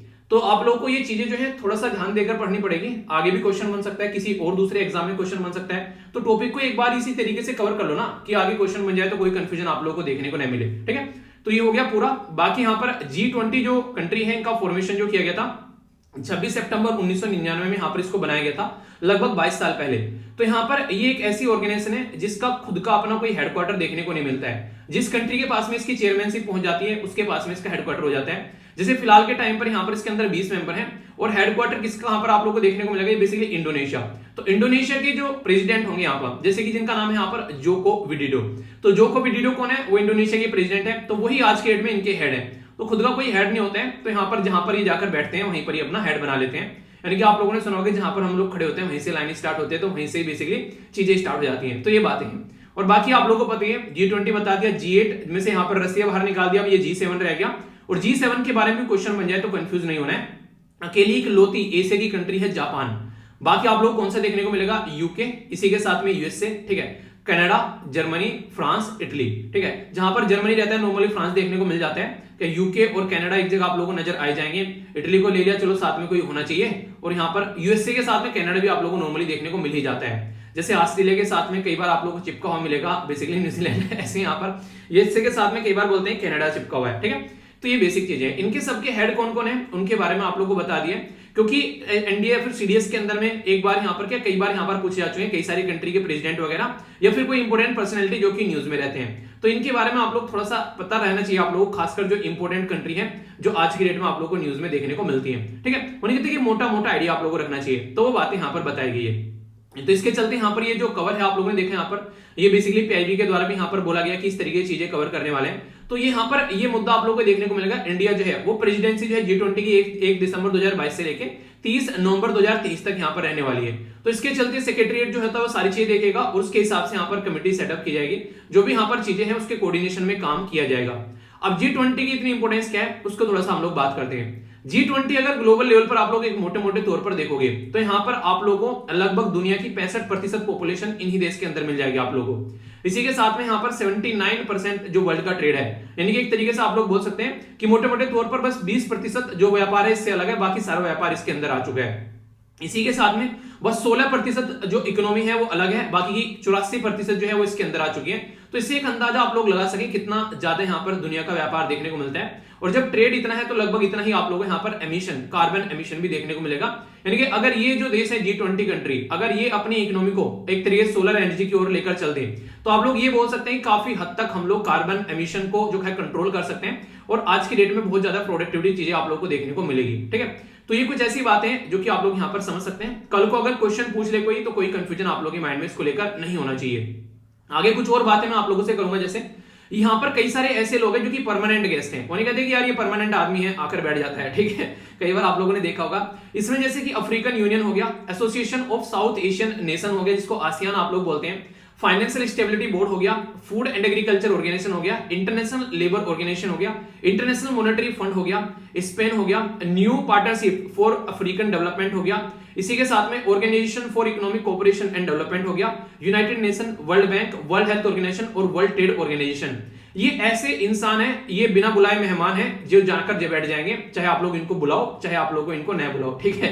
तो इन्हें कहने का मतलब है कि आप लोग को हमेशा मिलेंगे वहां पर। तो इसके बारे में आप लोग थोड़ा सा एक नहीं कि हाँ कोई और भी आता है ऐसे बोलते कि बस यही पार्टिसिपेट करते हैं, ऐसा नहीं है, ठीक है। तो यहाँ पर ये इतने सारे लोग हैं, क्योंकि आप लोगों को बोला ना मैंने कि ऑल ओवर वर्ल्ड की कितनी पॉपुलेशन है, कितना ट्रेड है, कितनी क्या है, तो यार ये सारी ऑर्गेनाइजेशन जो है इनमें से किसी न किसी एरिया के ऊपर ध्यान रखती है अपना, तो ये ध्यान रखती है, तो इसलिए चीजों को हम लोग कंट्रोल भी कर पाते हैं। तो यहाँ से एक इंटरेस्टिंग क्वेश्चन आप लोग का बन सकता है, ठीक है।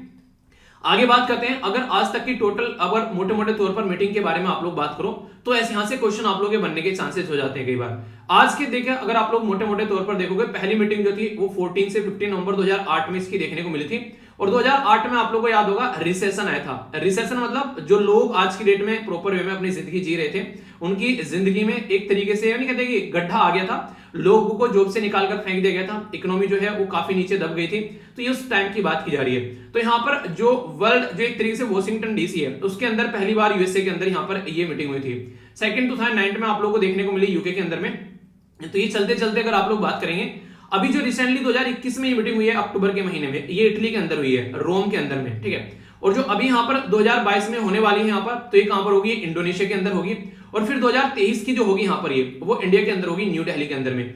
तो ये है यहाँ पर जिसके बारे में आप लोग याद रख सकते हैं। तो ये जो तीन है यहाँ पर ये, यानी कि एक तो जहां पर हो चुकी है जिसको आप लोग बेसिकली जाने वाला पहले बोल चुके हैं, जहां पर चल रही है और जहां पर आएगी, इसको आप लोग ट्रायो का बोलते हैं कई बार। ट्रायो का मतलब तीन कंट्री जहां पर हो चुकी है, जहां पर हो रही है और जहां पर होने वाली है। तो हमेशा ये तीन कंट्री जो है वो ट्रायो की कैटेगरी में आती है। ये चेंज होती रहती है हर साल जब यहाँ पर प्रेसिडेंसी किसी और के पास में जाती है। आगे से क्वेश्चन पूछा है 2024 में कहां पर होगी, तो ब्राजील में होगी, और 2025 में कहां होगी, साउथ अफ्रीका में होगी। अब तक यहां पर इनकी जो डेट है वो अभी डिसाइड नहीं की गई है, तो वो डेट अभी डिसाइड की जाएगी। और यहां पर भी अभी डेट डिसाइड नहीं की गई है, डेट टू बी डिसाइडेड, यानी कि अभी डेट डिसाइड नहीं की गई है अभी यहाँ पर, क्योंकि ये बोला गया कि आने वाले टाइम में हमारी कंट्री में होगी, पर एग्जैक्ट डेट पर क्या होगी वो डिसाइड किया जाता है जब सारी चीजें जो फिक्स हो जाती हैं, ठीक है। उसके बाद में तो जब प्रेसिडेंसी आ जाएगी तो फिर डेट डिसाइड हो जाएगी, प्रेसिडेंसी इंडोनेशिया के पास में। तो इसलिए यहाँ पर जो ट्रायो का अगर कोई आप लोगों से पूछ ले कि ये G20 ट्रायो का क्या होता है, तो ये काफी इंपॉर्टेंट एक टर्म बन जाती है, जैसे कि इंडोनेशिया हो गया, इटली हो गया, और इसी के साथ में यहाँ पर इंडिया हो गया। तो अब ट्रायो का ये है, ठीक है। और जैसे यहाँ पर अगले साल जैसे कि इंडिया के पास में आ जाएगी प्रेसिडेंसी, तो फिर यहाँ पर इटली का जो नंबर कट जाएगा, फिर ट्रायो का कौन हो जाएगा, फिर हो जाएगा इंडोनेशिया, क्योंकि वो जा चुका है, इंडिया के पास में है और ब्राजील के पास में होने वाली है। तो फिर ट्रायो का क्या हो जाएगा, IIB आप लोगों को यहाँ पर ट्रायो का देखने को मिलेगा, ठीक है। उसके बाद में क्या होगा, मान लीजिए आगे फिर हम लोगों ने ब्राजील को दे दी यहाँ पर, ठीक है। तो ब्राजील को दे दी, तो फिर उसके बाद में आप लोगों को देखने को मिलेगा इंडिया होगा, ब्राजील होगा और साउथ अफ्रीका होगा। इंडिया लास्ट, ब्राजील कर रहा है, और साउथ अफ्रीका अभी आगे आने वाले टाइम में इसको प्रेसिडेंसी को करने वाला है। तो ट्रायो का बदलता रहता है साल टू साल, जैसे जैसे प्रेसिडेंसी बदलती है। ट्रायो का मतलब 3 मेंबर आप लोग मोटे मोटे तौर पर याद रख सकते हैं। तो प्राइम मिनिस्टर नरेंद्र मोदी साहब जो हैं वो यहाँ पर जो भी एपेक्स कमेटी बनाई जाएगी उसको हेड करेंगे, जो कि यहाँ पर G20 की मीटिंग को देखेगी। और इसी में कौन कौन और मेंबर आप लोगों को देखने को मिलेंगे, तो फाइनेंस, होम और एक्सटर्नल अफेयर मिनिस्टर, ये 3 मिनिस्ट्री रहेंगी जिनकी गाइडेंस में पूरी G20 मीटिंग जो है वो आगे बढ़ने वाली है। मुद्दा यहाँ पर यह है कि ताकि दिक्कतें ना देखने को मिले, क्योंकि अगर इस तरीके से प्रॉपर वे में हम लोग G20 की मीटिंग करवा पाते हैं तो इंटरनेशनल लेवल पर हमारी एक ख्याति बनती है। और अगर आज तक आप लोग यहाँ पर देखोगे उठाकर, कभी भी हमारे देश में G20 की मीटिंग नहीं है, और वो भी ऐसे उपलक्ष्य में हो रही है जब हम लोग आजादी की 75वीं सालगिरह हम लोग सेलिब्रेट कर रहे हैं। तो है नहीं कि एक अच्छी बात यहाँ पर, तो ऑल ओवर वर्ल्ड में यहाँ पर ये चीजें आप लोगों को देखने को मिलेगी। तो इसके चलते हम लोग को इसके ऊपर काम करना चाहिए। तो यही बातें हैं यार आज के डेट में, अगर आप लोग चाहते हैं कि चीजों को ढंग से लेकर चला जाए तो एक प्रॉपर वे में मैनेज कर चीजों को चलना पड़ेगा, ठीक है। इसी के साथ में जो इंक्लूड करेगी कॉमर्स और इंडस्ट्री जो मिनिस्टर है पीयूष गोयल साहब, जो कि करंट आज के डेट में G20 शेरपा थे, जिनके द्वारा इंटरनेशनल नेगोशिएशन में यहाँ पर G20 के लेवल पर बात की जा रही थी। और G20 सेक्रेटरीट जो है वो इनेबल करेगा कि कैपेसिटी जो बिल्डिंग की कितनी होनी चाहिए, यहाँ पर एक्सपर्ट कौन रहेंगे, इंडिया की लीडरशिप के बारे में, ग्लोबल इश्यूज के बारे में, यानी कि एक पूरा खाका तैयार करने का काम रहता है इसका, ताकि वो मीटिंग जो है उसको सक्सेसफुल बनाया जा सके। तो ये पूरी जो कहानी मैंने आप लोगों को यहाँ पर सुनाई है, तो इसमें इंपॉर्टेंट क्वेश्चन आप लोग बन चुके हैं और आगे भी बन सकते हैं, ठीक है। तो पता होना चाहिए कि क्या क्या चीजें यहाँ पर हो रही हैं। ये एक काफी अच्छा एक्रोनिम लगा मुझे, अगर कोई ऐसा आप लोग का एक्रोनिम लगा करे, आप लोग मुझे सेंड भी कर सकते हैं, ठीक है। ऐसे एक्रोनिम आप लोग मुझे बेसिकली सेंड कर सकते हैं studyloverveer@gmail.com पर भी। अगर आप लोगों के पास में कोई लिस्ट ऐसी तो वो भी आप लोग सेंड कर सकते हैं, जिससे कि मैं सबके साथ में इसको शेयर करता हूं, ठीक है। तो ये याद रहने के लिए एक अच्छा तरीका होता है, क्वेश्चन क्योंकि पूछा जा चुका है, ठीक है। अब क्या क्या है, कौन कौन से इंसान है, क्या क्या चीजें करने वाले हैं, कहां पर कितनी मुद्दे हैं, कहां मीटिंग हो चुकी है, क्या क्या मुद्दे हैं, तो ये सारी प्रीलिम्स के अंदर क्वेश्चन बन जाए तो कोई कंफ्यूजन नहीं होना चाहिए। फिर ये मत बोलना यार कहां से आ गया क्वेश्चन, तो मैं हूं ना टेंशन नहीं लेने का, एंजॉय करने का, ठीक है। तो यानी कि करंट अफेयर को अच्छे से एंजॉय आप लोग कर सकते हैं और थोड़ा सा रिवाइज करते रहिए, ठीक है। बाकी ये है आज का आप लोगों के सामने बेसिकली जो आज का आप लोगों के सामने सुडोकू है, इसको जाकर अटेम्प्ट कीजिएगा। और कल का ये है, इससे आप लोगों का माइंड जो है वो स्टेबल होगा और भी कई सारी चीजें आप लोग को जानने को मिलेगी। कुछ और इंपॉर्टेंट पॉइंट है यहाँ पर, जैसे पोलैंड जो है उसने 45 रशियन को अपने देश से निकाल दिया, तो एक न्यूज है जो कि आप लोग याद रखते हैं। इसी के साथ में यहाँ पर पुतिन साहब के द्वारा बोला गया रूबल, याद रखिएगा करेंसी जो है रशिया की वो रूबल है, ठीक है। अच्छा, चाइना की करेंसी बताइए जरा, अगर आप लोगों से पूछ रहे हैं। और जापान की करेंसी क्या है, ये रिसेंटली अभी काफी ज्यादा न्यूज में थी। तो पुतिन के द्वारा बोला गया कि गैस अगर चाहिए तो रूबल में पे करना पड़ेगा, डॉलर वगैरह नहीं यूज करूंगा मैं, यानी कि यूएसए के ऊपर प्रेशर बनाने की कोशिश की जा रही है यहाँ पर। कुछ और न्यूज थी यहाँ पर भी रिसेंटली, अभी बात की जा रही है जस्टिस डेवलपमेंट यहाँ पर काफी लार्ज स्केल पर पहुंचा है जम्मू एंड कश्मीर के अंदर, तो ये बातें बोली गई, काफी ज्यादा इन्वेस्टमेंट किया जा रहा है। बजट में भी मैंने आप लोगों को बताया था, अभी पैसा दिया जा रहा है। और 14 फाइनेंस कमीशन के द्वारा जो 42% यहाँ पर शेयर करने की बात की गई थी सेंट्रल स्टेट के बीच में, उसमें बोला गया था कि 41 कर देगा, क्योंकि 1% जो है वो अभी यहाँ पर जम्मू एंड कश्मीर को दिया गया है, तो वो भी याद रखेगा। आर्टिकल 355 लगाने की बात की जा रही है वेस्ट बंगाल के अंदर, काफी बुरी कंडीशन देखने को मिल रही है, तो उसके चलते बातें चल रही है। आर्टिकल 355 में क्या आता है, प्रेसिडेंट रूल के बारे में जब हम लोग बात करते हैं तो पूरा पॉलिटिका एक चैप्टर आप लोगों को रिवाइज करने आज, ठीक है। जैसे कल आप लोगों ने रिवाइज किया था चैप्टर एक पॉलिटिका आज करना है, इसका लिंक मैं वीडियो के नीचे आप लोगों को प्रोवाइड करा दूंगा, ठीक है, तो उसको देखना। बाकी यहाँ पर अगेंस्ट द माइनॉरिटी के बारे में बात करें तो यहाँ पर फिर से द कश्मीर फाइल्स के बारे में बात की जा रही है। तो ये कई सारे बच्चों ने मुझे बेसिकली मूवी भी शेयर कर दी, तो मुझे काफी अच्छा लगा। आप लोगों ने मतलब पूरी मूवी टेलीग्राम पर मुझे सेंड कर दी। चलिए सही है, टाइम लगेगा तो उसको जरूर देखता हूँ मैं, ठीक है। अच्छा लगा जैसे भी है। क्वेश्चन जरूर अटेम्प्ट किया करो जो भी आप लोगों से पूछाते हैं। कल ज्यादा क्वेश्चन नहीं पूछे थे कि गंगा कहाँ कहाँ से बहती है, वो सब चीजें पूछी गई थी, ये बाकी पर्सनल क्वेश्चन था। तो आज क्वेश्चन पूछेंगे, इनका आंसर आप लोग जरूर दीजिएगा, और जो आंसर राइटिंग के क्वेश्चन पोस्ट करूंगा टेलीग्राम पर उनको जरूर अटेम्प्ट करना। नेक्स्ट लेक्चर में मिलता हूं, अपना ध्यान रखिए, बड़ों को नमस्ते, छोटों को प्यार, छोटी सी लाइफ में एंजॉय करार। मिलता हूं नेक्स्ट लेक्चर में, तब तक के लिए जय हिंद।